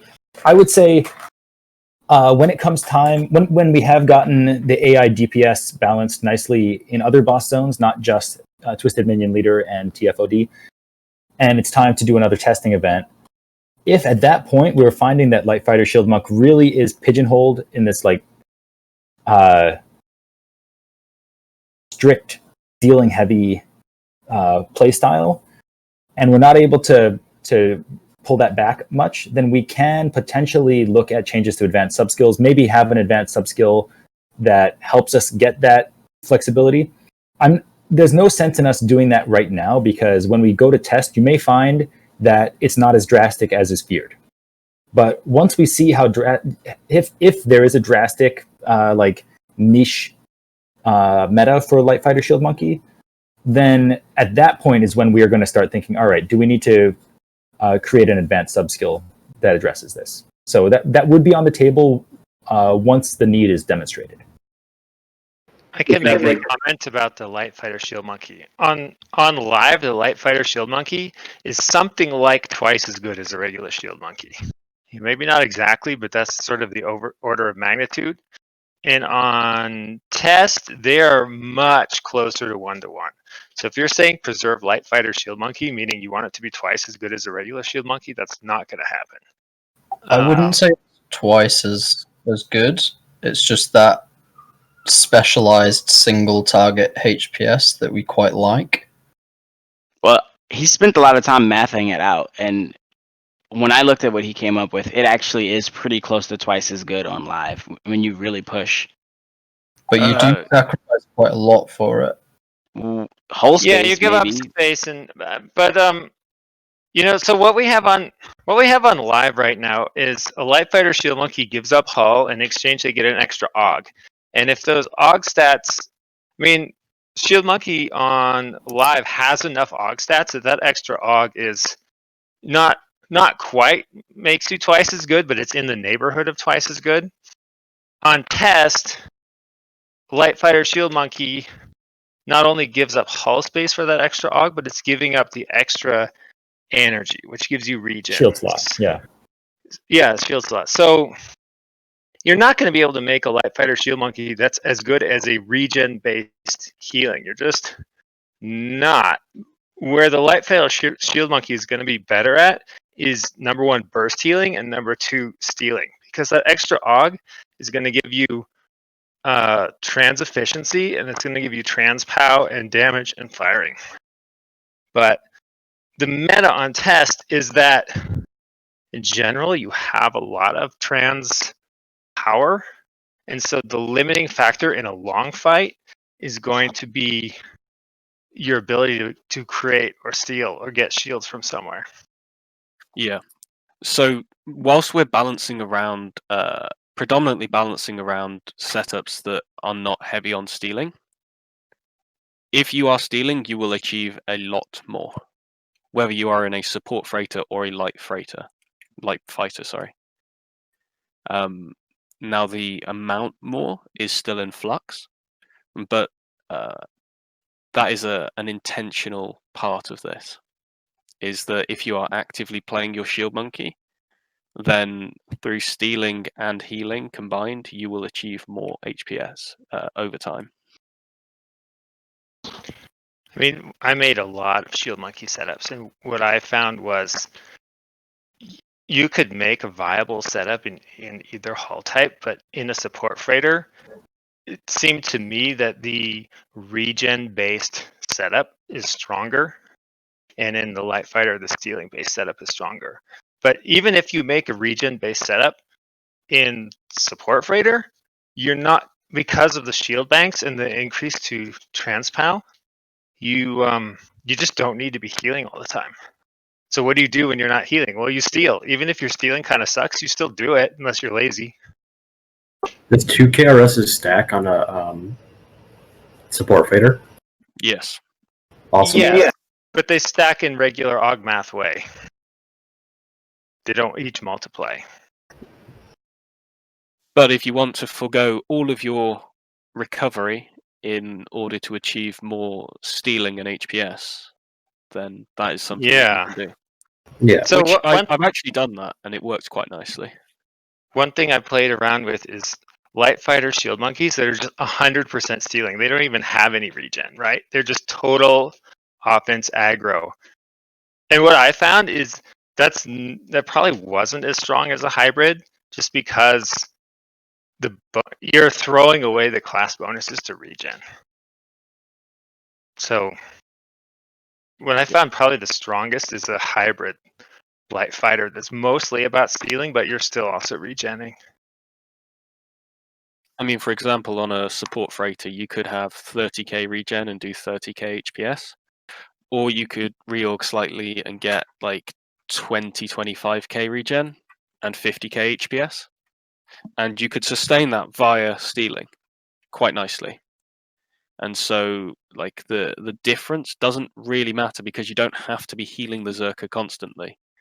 So it works out. But again, a lot of bugs relating to stealing have been fixed. A lot of bugs relating to different parts of the game have been fixed. So until you go on there and you start trying it out, that's when I'm really interested in hearing how it feels. I mean, basically everything feels so much better because you don't have to constantly heal or else insta wipe, and you actually have stuff you can do other than shift space. I mean, all the builds feel better to me. Can I address something on test server that's not related to the shield monkeys? Yeah. I've heard some from the dev team and also noted on the test server that there seems to be a strong sense of increasing repair costs, and in particularly increasing repair costs for higher tier items like exotic tier. And I don't like this change because it feels, first of all, the increase means that players are going to have to grind more to be able to die. They're going to have to grind more to try content that's hard. Then, so that primarily impacts newer teams that aren't, routinely doing things without dying every time in high-end bosses. And also, it actually discourages people from trying high-end content, and it discourages people from using their best items in content where they might die because they just cost too much to repair. And I'd like to hear this discussed somewhat. I'd also like to hear the justification for the increase. Jeff, you want to take this? Well, one thing is we've added so many new sources of credits to the game over the last couple of years that it's a little ridiculous. We've drastically increased credit drops from AI, and we've added the industrial commodities, and we've way up to the credits from a lot of the missions as well. So I mean, I felt for the most part repair costs on live are just completely out of line. Like, we might as well just delete them. I mean, I can go and do a perilous dungeon and get like $1 billion worth of commodities and stuff pretty easily, and then I would die, and it would cost me 300 million or something. It just seemed way out of whack. We've addressed the. I don't know if I guess we probably haven't said this publicly or not, but we've further reduced the repair cost on drones on test to where it's pretty low. I think if you use the more stable armors, the repair costs on those are also pretty low too. I mean, what I've seen on test is people spawn themselves the most expensive, most rare armors, and then they say, "Hey, why does this take so much to repair?" Well, it's because it's the most expensive and most rare. Like, Well, I'm not really concerned so much about armor, but by this exact comment you just made, of course I'm going to use the most expensive, most rare armor because it's the best for the gear. Why should I be penalized for using that? All this means is that if I go try hard content where I know I'm going to die because I haven't done it before, I'm going to have to use less good gear, or I'm crippled because of the repair costs. And this specifically hits new players. It doesn't hit the top teams that know how to routinely do Mana King and do it 4 times, 10 times a week. It hits the new players who are going to go there and they're going to fail 10 times before they do it. And if each time they fail, they get hit by $1 billion, $2 billion, $3 billion repair costs, they're not going to do it because they can't afford to fail. And this just seems like it increases the gaps between the new players and the endgame players even more. And it just makes it incredibly hard for people to progress to a point where they can't afford to do this. And it just, like, I don't think it's true. For one thing, I don't know if you were in the PvP server event, but that had all the new repair costs. And I did not feel like repair costs as a new to medium level player were like anything even significant there, even though it was higher than on live. I heard a lot of people complain about that, but I did not experience it myself. I mean, it's not what I've seen. I mean, you can say, like, as an abstract discussion point, you can say repair costs sound like they're coming in too high. It's just not what I've seen or felt on test or on the test server or on the PvP server. I died once on a battle sphere and towed it to Seoul, and it cost me 3.2 billion to repair my maneuvering thruster. That might be specialized to that. Well, it's because it was set as exotic, and everything that's exotic and higher has ridiculous repair costs right now. The lower tier items don't, but it's the scale up when you go to higher tier stuff that just becomes completely ridiculous, in my opinion.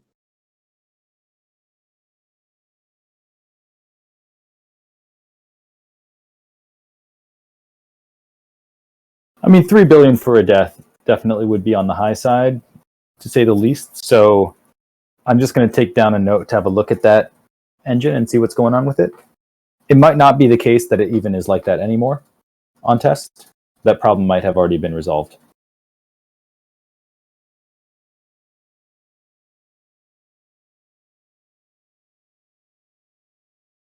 A couple people have mentioned shield stealing feeling a little underwhelming because it doesn't really look or sound like an attack. I did spend some time working with some dev team members to see if there's a way for us to make shield stealing look and sound more aggressive. I don't have anything yet on that because the leading proposal would require client code that we might not have capacity to turn out in this timescale. But I would definitely agree. It would be nicer if when you steal from something, you get a nice, like, impactful visual at least. So we're trying to see if we can come up with something for that. May I ask, can't you just make the current line of parasite trances have some different graphic, or would that require something other? Because at the moment they are the ones designed to be stealing, right? Yes, but you can do it with any weapon, and yeah, so but it would just be a temporary solution until something better is done, rather than doing nothing about it. yeah, we can look into that. I would definitely like stealing to look a little bit more satisfying. somebody pointed it out this way. They said, like, if somebody steals from you, visually, you might not even really notice. It doesn't look the same as if you got shot. Yeah. Which I would agree with. So that is something we should improve, in my opinion.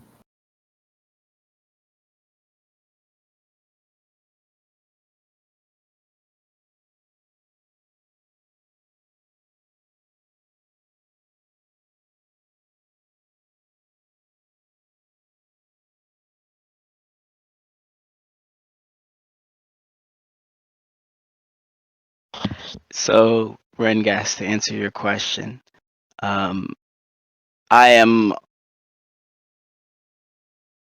guess the way to say this is that I think you and I have different views as to what the problem is with Berserker. And while I respect and understand where you're coming from, we just disagree.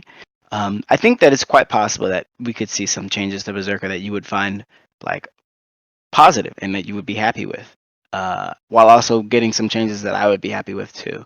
So there's no like, I don't know that I find every excuse for it, but there's like a design philosophy for Berserker, and I'm just trying to like stick to that. So maybe there would be some pushback if there's anything that you suggested that didn't fit with the design philosophy behind the class.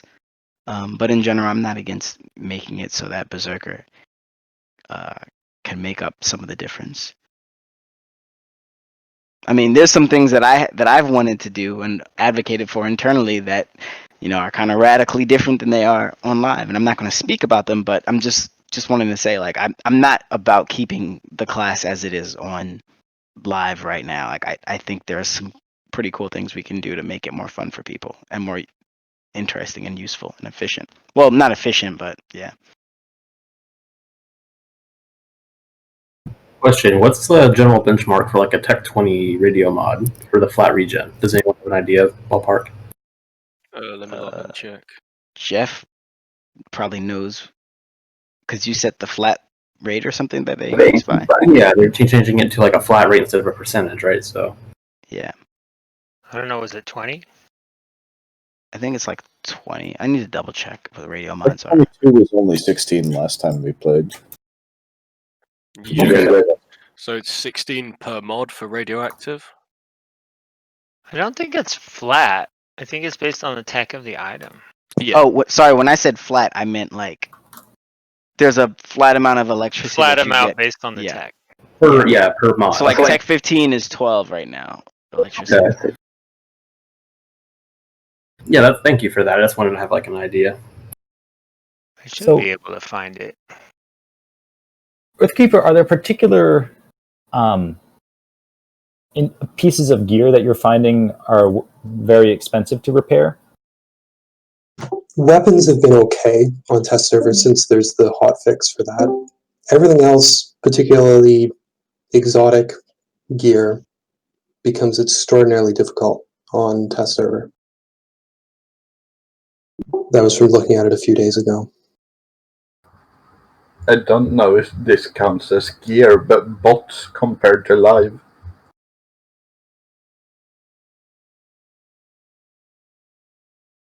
Jeff, do you have any comment on that? I mean, in What's that? understanding that certain items, in principle, their repair costs could still be changing. Like, for example, how we've changed drone repair costs a lot.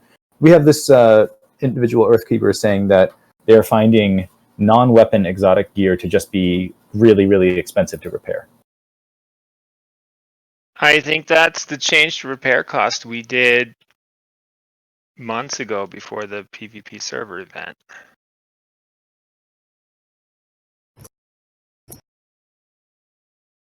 It's based on the cost of the item. Remember all those Excel things we did on that? Yeah, I remember. I just was wondering if you wanted to respond to the player, but it seems like that's what you have to say about it. I mean, I just feel like on compared to all the new sources of credits that we've added in the last 3 or so years, I feel like the repair costs on live are ridiculously low. So, I mean, that's part of what motivated me.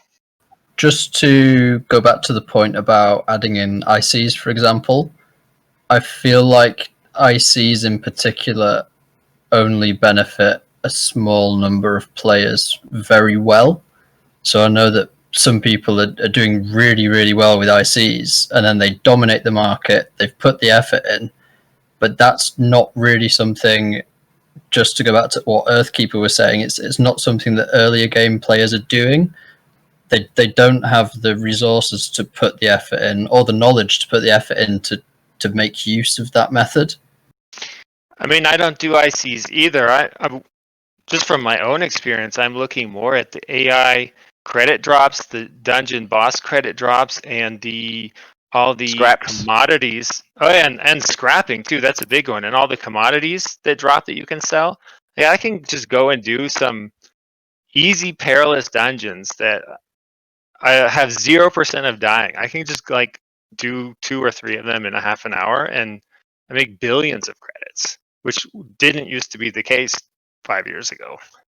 I think something that we can definitely do going forward is to be more cognizant of what we actually have dropping. Like, so for example, if you and your squad do some content, I think a perfect example of this is actually Olympus, right? If you are a new squad doing Olympus, You get and so you much die a money. couple You of get like 50 billion. yeah, and you die a couple of times, it sucks. But then you kill the mini boss even, and now you have like a ton of stuff that you can sell, right? I think there's a lot of content that exists right now, especially in the higher end stuff, that doesn't have junk loot or like just common loot that you might want to use but that you would probably sell.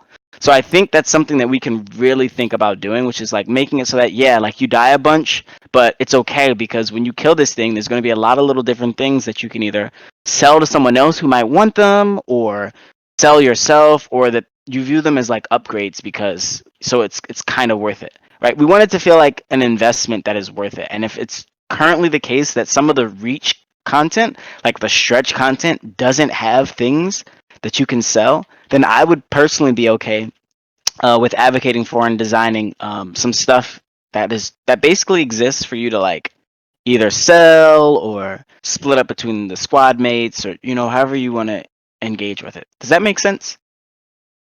I mean, one way to think about it is how many minutes of gameplay to earn credits should one death cost you? And I feel like for most people, we're like around the 5-minute mark. It's not like one death is 30 minutes worth of grinding for credits. I really don't think that's where we're at. Can you address the specific comment about penalizing players for using their best gear in content because the higher end gear costs more and more and more to repair? I think this was a particular problem with pretty Exalted and Legendary. So, yeah, sure, I can answer that. In every game that I've ever played, whenever there's any type of death involved, the more expensive, rare, whatever your gear, the more the it's not penalty. The more the cost of losing that gear or being killed increases. It's meant to make you think twice about bringing the best gear. You should want to bring the best gear, right? I've played games with full loot PvP everywhere, where like literally there's there's some safe zones, but right, like, and the idea is that you want to bring the best stuff because it results in you having a lesser chance of dying, but you don't have to. So going forward, right, we're making sure that we design content so that you don't have to, but you want to. And when you do, you have greater chances of success. So I get where you're coming from, and I understand that there are some concerns about like being punished, but we're hoping to flip the script so that it's not a punishment. It's like hey, I'm going to risk, damaging my stuff because this will be worth it if I do it right. Which is why I'm talking about making it so that the things that drop from a boss, like the loot pinata, can be sold, so you can get some fat credits from it. So something I'd also say is a prevailing feature of this rework, with the reduction in the immediacy of heals needed, the increase in the shield bank of players, the reduction in AI damage, that even if something starts going wrong, you have more time to respond. It will generally result in people not dying as much. You won't die because your shield monk didn't turn around and heal you in 2 seconds. Now, if your shield monk's AFK going off and getting a cup of tea and doesn't turn around and heal you, you might die over the course of 30 seconds or so. Like, it's more going to be that sort of scale. Yeah, and it would be even more if you're like if you have more than one healer, or like if the tank is like super tanky, right? These time scales are going to be extended outward.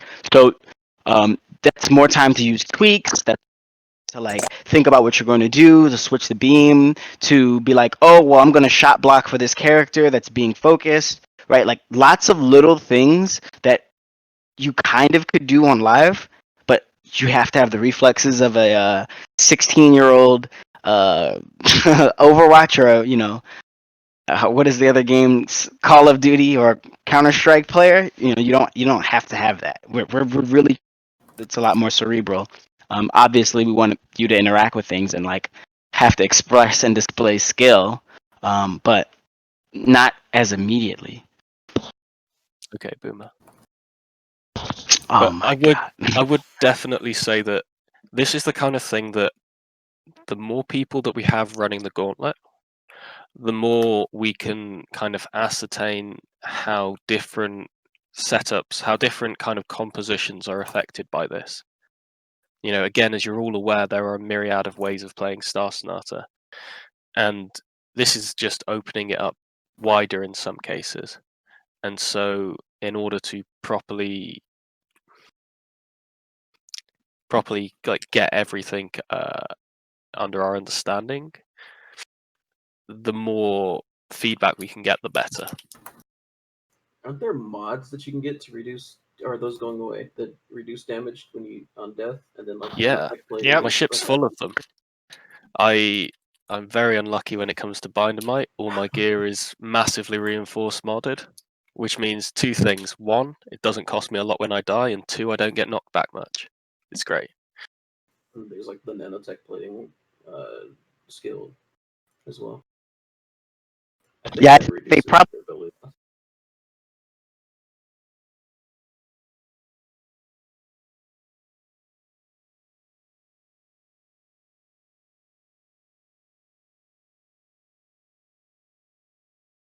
Ahil just mentioned how out of combat time has been reduced to 5 seconds. Yes. That is something we forgot to report, but I should have thought to mention it because that was another thing that we got a lot of feedback from you all last time.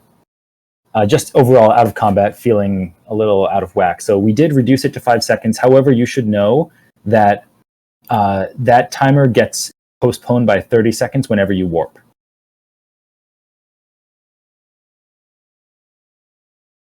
Yeah, and it's also based on your allies. So if your allies are still in combat, it's not going to kick in. Right. So it's galaxy wide, but once you have, let's say you're doing a DG or something, once you've killed all the enemies, OOC will kick in after 5 seconds. We do understand that there are certain cases, principally in KD, where the galaxy wide condition will still be a little bit less than ideal because there could be an enemy that's very far away. We have been thinking about what we want to do with KD to make roaming it a little more convenient. We were talking about potentially making AI roam less, but the upshot is at the moment OOC kicks in after 5 seconds when you have no targets in the galaxy that hate you or your allies. There are no GGs in KD, right? No, none. And something else to think about is I don't want people to have to be at 100% health all of the time, if that makes any sense. I know on live, it's like if you're not at 100% health, then you just die. But if you're in KD and like you're regenerating and your squad is at like 80%, so you're not at full combat capacity, you should still be able to handle the challenge. Like I don't think you should die just because you're at 80%. And so that's like something that we're thinking about, is that even if you're not at full shields and energy, you should still be combat capable and combat worthy. We're not gonna make it a reflection of live where if I'm not at full shields, then I can't do anything, right? We don't really want to do that. So the out of combat region is supposed to help get you back into fighting shape. Is the 30-second addition for warping. That's just to prevent cheesing, right? Yeah. Okay. With respect to damage scaling not keeping in pace for seers, it's actually not very.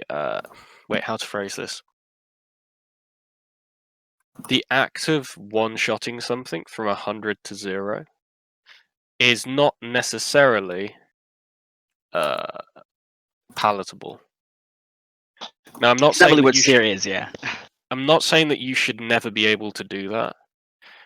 I'm just saying that, and I would also say that not like AI aren't necessarily having their shield bank increased massively.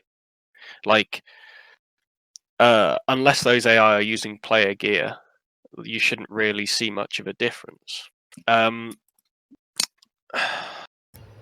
When it comes to PvP, I am still easily able to kill Hobber with little effort. So don't worry there, guys. But I would say that, the act of PvP versus a seer being have your sound on and notice the nanite and press advanced blocker or it's over. That's not fun or engaging PvP.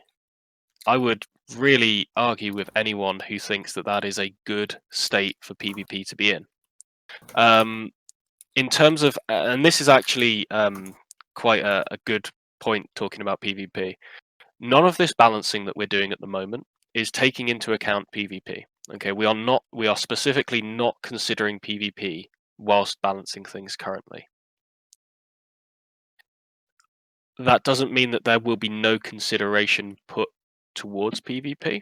And if there are, distinct issues, then we can look to address them. But it is just impossible to, PvP currently is not balanced in any way, shape, or form. PvP in this game.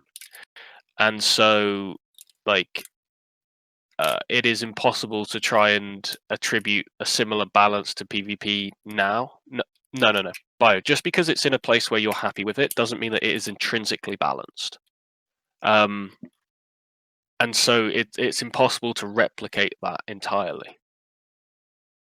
Yeah, something to say about the PvP is us doing this pass over ship resistances and damage types and mitigation and regen and making sure people have amounts of shields actually puts a lot of the balance into PvP that doesn't exist on live. So it's not that we're unbalancing PvP anymore. We are putting more balance into it, but it isn't to the point where we have said, hey, we really took PvP balance into account. We made sure we balanced around PvP very clearly and closely, and we prioritize that. That's not what's happening here. So yeah, just to bring it back, in terms of the actual seer DPS when it comes to PvAI scenarios, if that is considered strongly lacking after the update, during testing, personally that is completely not my experience of it, and not the experience of anyone who I've heard. But again, Bjorn, if you want to give it a go. Yeah, so as I've said, I've taken note. There is just basically a question without any evidence provided that seer DPS might be lagging.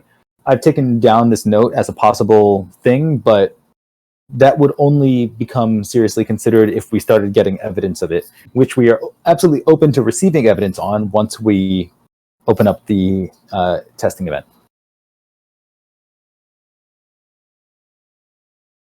There's also the aspect that if you personally can't attend testing and you want me to give it a go, I'm just one person, but I'm happy to give people setups a whirl and see if I can replicate your concerns. Oh, well, I'm away all next week, so I'll give you a list. I mean, Dow is excluded, of course.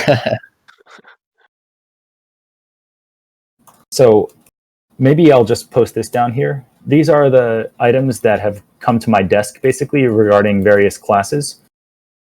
Berserker speed, it was proposed that this Berserker speed reduction should be taken off as mainly a QOL thing. It was proposed that the sniper vulnerability from equipping analyzer should be removed. it was proposed that if SD is lagging on test, that it receives some compensation for the reduction in power of that AUG. Ahil threw out there's a possibility that FC has energy problems. Again, these are not things that we've done any in-depth analysis of, and we have not approved them as proposals on the dev team. And lastly, there was the seer point. So this is what's on my desk so far. This is not the place where I'm going to now get into a discussion with my fellow devs about it. I'm just notifying you that this is what's been given to me for consideration. Okay.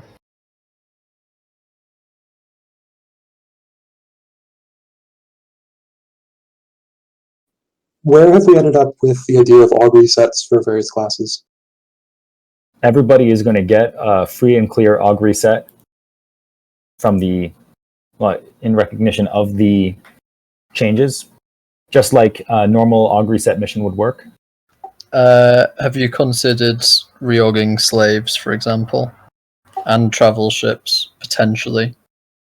Dow, I'd suggest you hop on test and take a look at your travel ships.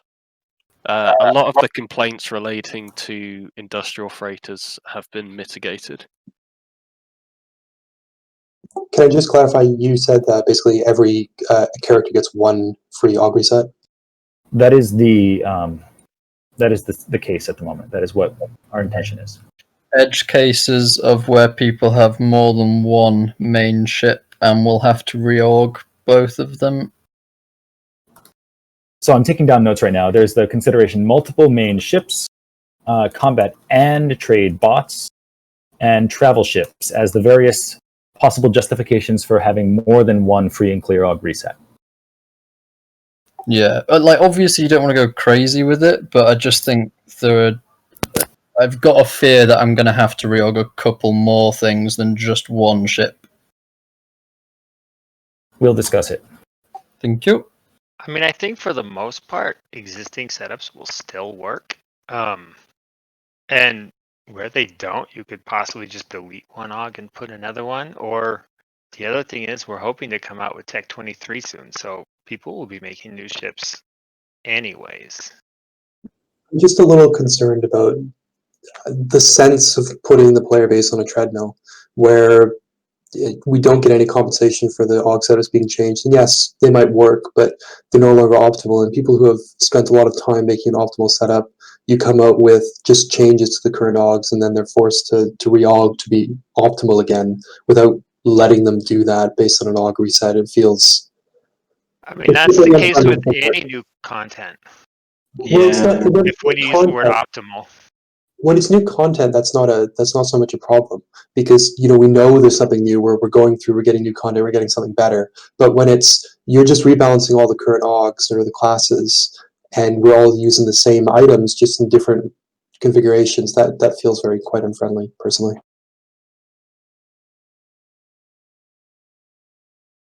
What's your definition of new content, out of curiosity?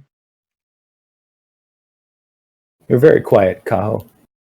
Sorry, what is your definition of new content, out of curiosity? And I was asking Earthkeeper. I mean, I was going to be commenting new content would be, new bosses to kill that would have new drops that might be interesting, you might want to use. I wouldn't think a rebalance of existing classes counts as new content. Yeah, sure. That's a fair point. So I guess we'll have some internal conversations about whether, for these other reasons, we should provide more than one free and clear AUG reset. I would it feels appropriate here to, in case I know new people have joined. In conducting this testing, there were no changes made to snipers, zerkers, seers, any class except for except for shield monkey and engineer. No other class required any reorging to be able to complete the same content. Now, that's not saying that you maybe wouldn't want to reorg them, but the overarching goal here is that it wouldn't be essential for you to reorg them to complete the same content. So, Bio, you're not hearing the opposite. If you have a setup on live that lets you do something on your speed demon or your seer, you should continue to be able to contribute in that same way.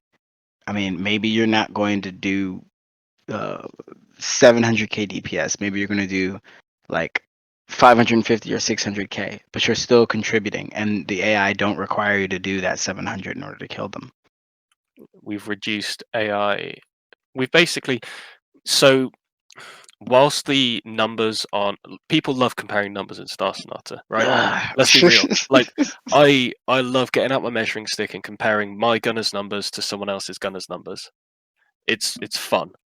But what I really want to drill down on is those numbers are not representative when comparing test to live. Like those numbers are not meaningful in a comparative way. We do have meaningful like parameters. We do have meaningful bits that we're considering, but like those specific numbers are not the numbers that are meaningful because we have control over the AI's regen, the AI's DPS, the AI's tank, and those are the numbers that we're utilizing to ensure a similar play experience. So no, we're definitely not trying to devalue your investment. That's something I'm dead set against.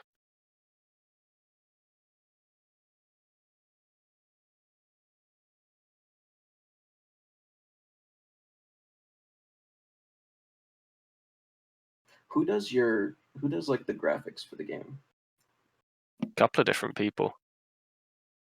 Which graphics are you on about specifically? Like laser beams, ship models, stuff like that. I think Ingendum produced quite a lot of our current beam graphics, didn't he? Yeah, he used some shader stuff, and maybe we can get him to. I don't know, but hopefully we can get him to do some more stuff if he's got time. Mm-hmm. In terms of ship models, it really depends. We have PSS who's doing quite a lot of awesome stuff at the moment. Zainoa. Yes. Cyborg, also on the art team. Historically, it would depend on what content you were on about. I suppose I don't have anything specific. That does lead to me to wonder, like, is there going to be going forward? I would assume this is an obvious yes, but is there going to be anything like in terms of effects? Like you were talking earlier about how people don't feel like the shield stealing. It doesn't feel impactful, like in terms of visual or audio effects. Like are you gonna have like more? I'm not talking about like some fly by night Chinese MMO level of effects, but are you gonna have anything that's more like with more pow to it for less for shield stealing? Yeah. No, not necessarily just for shield stealing, but shield stealing can definitely be included in it. But just for like, it's like when I go and I use like I don't know, an X-ray surgical laser, it's just like, and then I get to Tech 22, and then it's like, okay, here's the giant laser from the next level, and then I shoot it, and it's just, like, is there like? Are you talking about sounds or are you talking about visuals? Both. So that's going to require. Go ahead, Kanga. I was just going to say, I would suggest that actually visually, there's quite a big difference between the lower techs and the higher techs. If for no other reason than the fact that the weapons have more range for which you to see the visual over. So I use beams quite a lot, and those beams look blooming pretty because I've got a decent amount of range on me as well, so I can see them. But yeah, in terms of audio, it's a bit awkward. I mean, there are some that stand out to me, like the junk radiation piece that you get from Calthy Depths. That thing looks amazing, quite frankly. It's like purple and it's got this massive bloom effect on top of the beam. It almost looks like there's like a trail behind it, like it circles the beam itself. Like I think that looks amazing. Like I'd like to see more. Like I mean, the sound is still just your standard radiation sound, which is. But the effect itself looks amazing. I just like to see more of that. Like I'm a very visual oriented person. So if I can just say, I think, Kyle, you'll agree that this is definitely out of scope for the discussion of the healing revamp, right? Yeah, of course. So obviously, yeah, we any opportunity we get for improving the visuals, we want to take that opportunity. But maybe just to respect everyone's time, we can focus on healing revamp specific feedback for now. Fair enough. No need. I mean, I absolutely agree that, and Ingen has made a lot of improvements to lasers. We still have plenty of improvements to make, but I do want to make sure we stay on topic for now.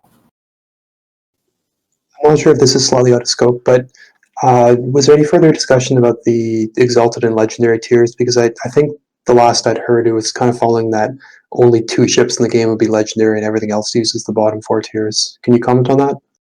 Yeah, sure. We have very, very, very specific guidelines for what gets to be exalted and legendary, because we want to, as Ank said before, we want to protect players' time and investment. If you invest in something that is like very difficult to get, if you spend a lot of time doing that, and you and your squad are chasing it, chasing the dragon, if anyone gets that reference, then you should have that, and it should be proportionally rewarding. The thing is, and I don't know how different people feel, but different people may feel different ways. There are not actually very many things in the game that warrant being legendary. There are 2 things that I was able to successfully kind of argue for, and even then that's kind of pushing it. Which were the Bana ship from Twisted and the Bull ship. Even those kind of they're just at the very bottom of just kind of can be considered legendary. And so we really want to make sure that if we add things that are legendary to the game, or we make things that are legendary, that they really are something that players can look at and say, wow, this person really invested some time into getting it. So they really went above and beyond to get it.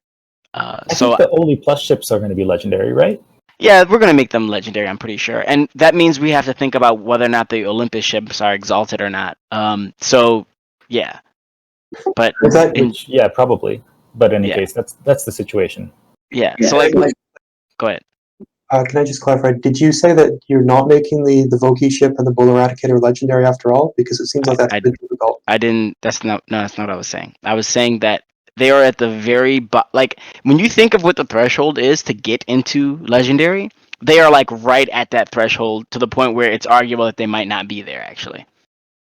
Okay, fair enough. Yeah, but they are going to be made legendary. I guess my core concern basically is the matter of being able to be sort of fine enough in the balancing of different items when there's upgraded tiers of items and things like this, where if you're not really using the legendary tier, we're back to a 4-tier system, and that becomes slightly challenging sometimes when upgrading items.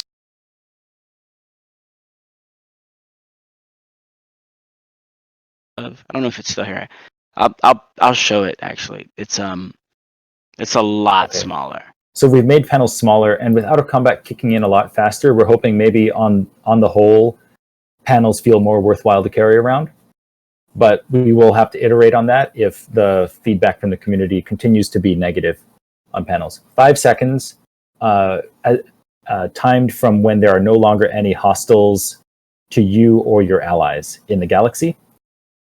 And the timer also gets delayed by 30 seconds if you whenever you use a wormhole.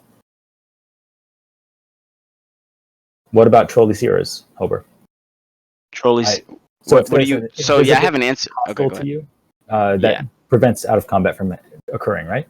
Yep. It's both ways. AI and players cannot get out of combat region if there are hostile entities in the same galaxy. If you warp out, that's a 30-second timer before you get out of combat again. So if someone tries to warp in, one tap you, and then warp out to get regen, you actually will regen faster than they will, because 30 sec. So in DGs, we don't really expect you to be using out of combat just while you're trolling around, unless you are clearing a DG floor faster than 30 seconds. on a regular basis, in which case we really should give you harder DGs to do. I mean, yeah, if you're doing it that fast, do you really need the whole out of combat thing? Actually, do you That's need my the other regen? question, yeah. Like, I don't. You probably don't, because you're killing it so quickly that you don't even need. You don't need that. You're not Well, really it's out the, of it's the combat. energy Like, as well, isn't it? It probably won't be the shields. well, I mean, you're not really. Hold on, sorry. You're not really ever leaving combat if you're just going through DGs that fast. You're like killing everything in the floor, warping to the next setup thing, killing everything in the floor, warping to the next thing, and I think that's not really out of combat. It's like, I mean, yes, technically it is, but if you're doing it that fast already, like you already have enough energy, you already have enough shields to do it. Yeah. So I I think- guess we are thinking of DGs as actually being quite well balanced for the current out of combat mechanic. If you need to pause because you've done a couple floors on the trot and now you're low, then you just sit there. At most 30 seconds, but much less than that, because you did just warp in and kill everything. Just, wait a short amount of time and it will kick in. Or it may even kick in after 5 seconds if you've already been in there for half a minute. So a question pertaining to this is something that I've never actually been sure on. Something pertaining to the out of combat thing. Say you're wandering around perilous space. I don't know why I pronounce that way. And you take out everything. You're sitting there. Your out of combat shit kicks in, and then a wattage pops in across the galaxy. You hear the aggro noise. Does that turn off your out of combat, or is it when you like engage that thing? From what I've seen with it, it only happens when you have generated hate or when something has generated hate against you. And that means it has to have taken an offensive action against you or you against it. You against it, right? Yeah, Okay, either so one. if it is aggro to you because it's just an AI that hates everything, but it hasn't actually engaged you, you still get out of combat, Jeff? I believe so. I haven't. Yeah, that's what seen the I've details. seen. Okay. That's been my empirical experience. If it So- just aggroes you because it's a-hole type AI, there's no hate on either side. So just making the sound, it's starting to attack you. I know that the modification Jay did is all hate based, right? So Yep. and I'm pretty sure it's the hate on the behalf of that thing. Yep. But I don't know which, but It is hate on the behalf of that thing because if it's so teamed, that means like you have to shoot it. it has to shoot you because if you So- get shot, you're not in combat anymore. I mean, you're in combat. Sorry. Does it still put you in combat if you get hit? Yes, it has to. If it Okay. doesn't, then people can game it. Yeah. Okay, yeah. So it has to hit you or you have to hit it. So when it comes to the trolley seer example, again, this gets us into a little bit of a unusual use case. I want to make sure we're clear. Like the situation you're describing doesn't happen. It doesn't strike me as something that would be that important because yes, if you're in like, let's say you're fighting RNF, no, that doesn't. That doesn't even let's, work. Let's see. You're in a galaxy where ordinarily you wouldn't be fighting because there's no targets there for you to shoot. An enemy seer comes and pokes you but doesn't kill you and then flies away and hides. Yes, your out of combat won't occur as long as you stay there. The only reason I can imagine this happening would be if the seer is waiting for their friends to come and gank you. Which just seems like the tactical reason to have a seer. But the galaxy is otherwise empty, so why would you even be hanging out there? If the seer can't kill you outright, you would just leave. So that's why I'm saying, like, yes, there is a scenario where a hostile, stealthy entity could prevent you from entering out of combat, but I'm not convinced that this is actually a scenario that is too relevant for your ordinary play. I'd suggest that there is the possibility of it occurring in like protected gals.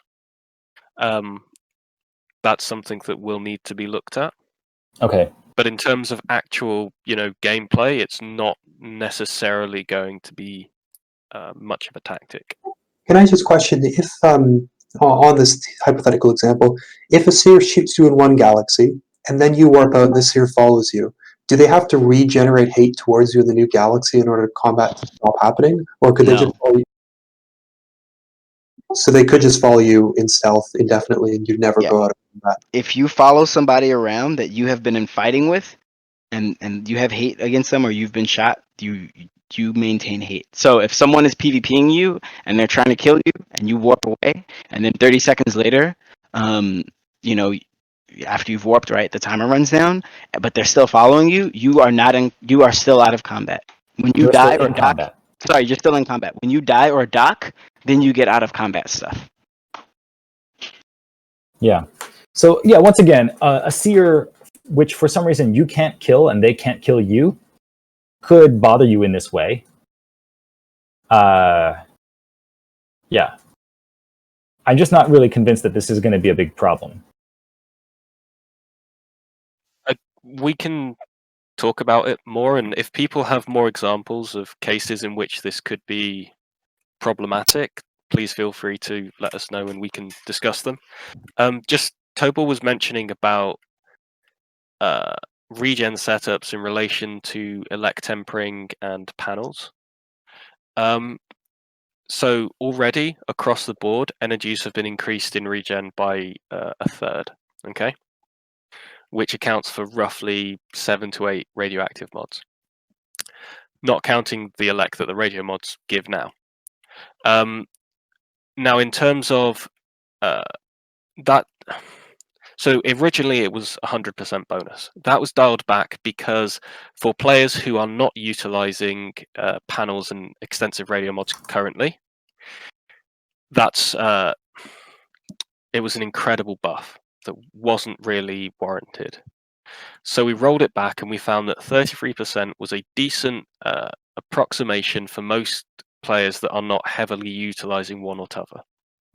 Now, for those players who are heavily utilizing it currently, if they are experiencing significant quality of life reductions that they cannot mitigate in other ways, and it's preventing them from playing the game, that's something that we can look at. And I realize you weren't here earlier.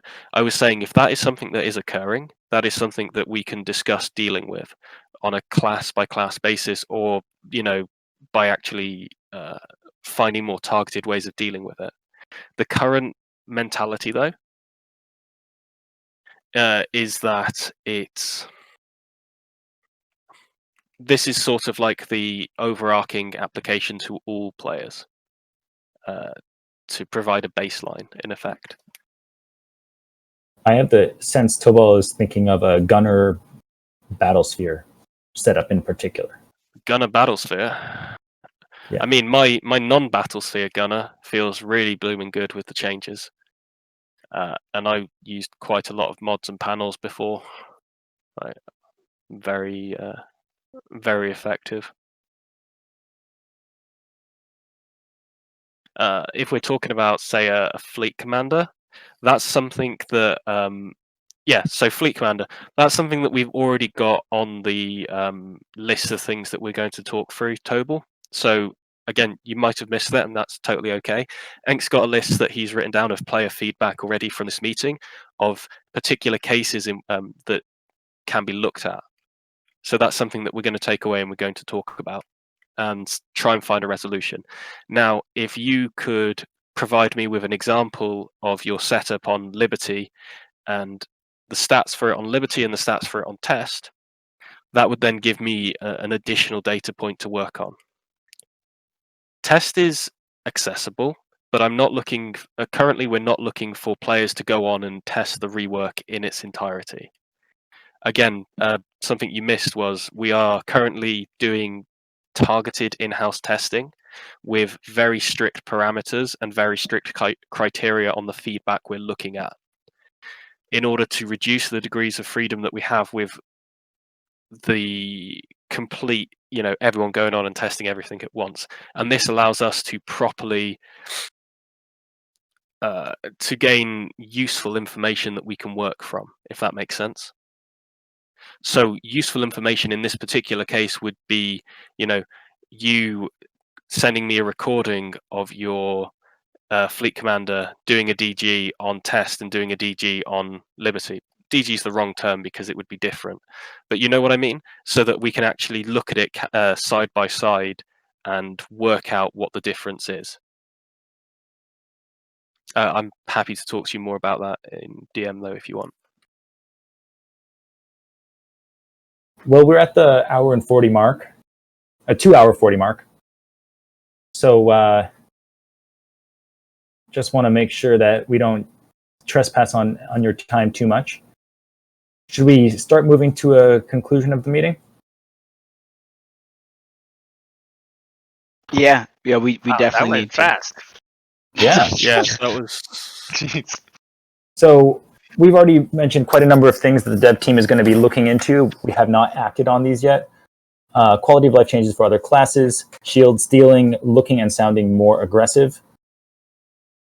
There are a couple other items. Advanced subskills do at the moment kind of vary in use, and there are certain ones that are like kind of almost deprecated at this point, like centered.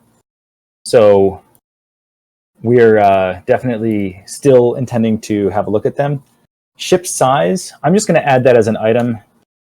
It does seem like some ship sizes really fluctuated a lot. We'll just put that on my list to see what's going on with those. Let's see. I mentioned panels, diffuser cost. Took note of the high repair cost of the Battlesphere engine. We'll have to see if that's even true anymore, if that's old information. The disputes about whether 1 AUG reset would be sufficient considering a bunch of possible uses.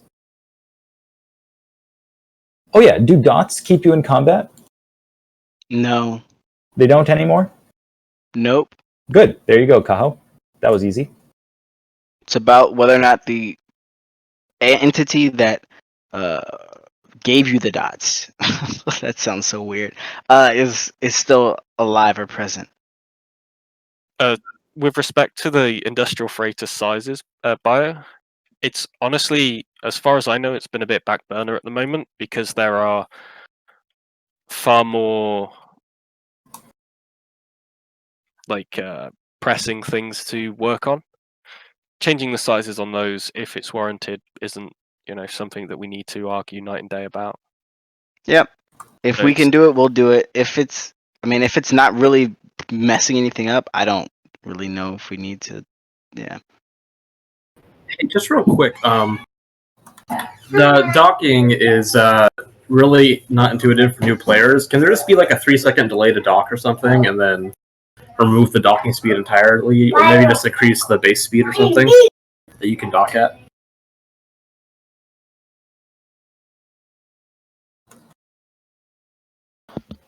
I like docking speed. Can I just interrupt here briefly and state that there's people reporting on live server right now that they can't undock their ships with the patch that just hit. I'm not experiencing it, but because there's people here that might be able to do something about that fairly urgently, might want to look into it. Okay. Ideally, we could get a little more information about what's happening, what error message they're receiving. Somebody was saying that they can't undock ships, that they don't have the equipment skill to use inbuilt items such as deploy or recharge. Oh, that snuck into this patch. On live? Somebody's reporting that in all chat. I'm saying I can't independently confirm that. I just wanted to pass that on because there's people in the chat right now. Well, we should definitely get on top of that. Do you have any time to look at that, Jeff? It's probably a J I'd have thing. He's be got to able roll. reproduce it. Okay. Yeah. It's I understand what's going on here. If you have an inbuilt item in a ship, that's built in and it requires it's a certain tech level. If you don't have that tech level in that skill, like let's say weaponry, you cannot undock with the ship anymore. That's what they're saying. That's a change that we have on the test server. So it looks like we just need to go find it on live and make sure that it's not on live, I guess.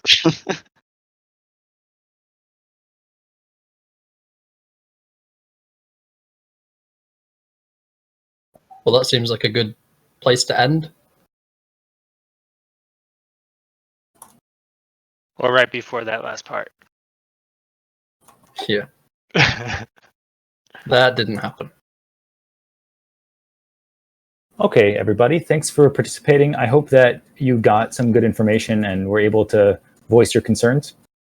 I will leave the Healing Revamp channel open, at least for now, so you can throw in questions if you only came up with them later. Feel free to mention me if you need to get my attention for a particular question. And thank you all for participating. Thanks, everyone.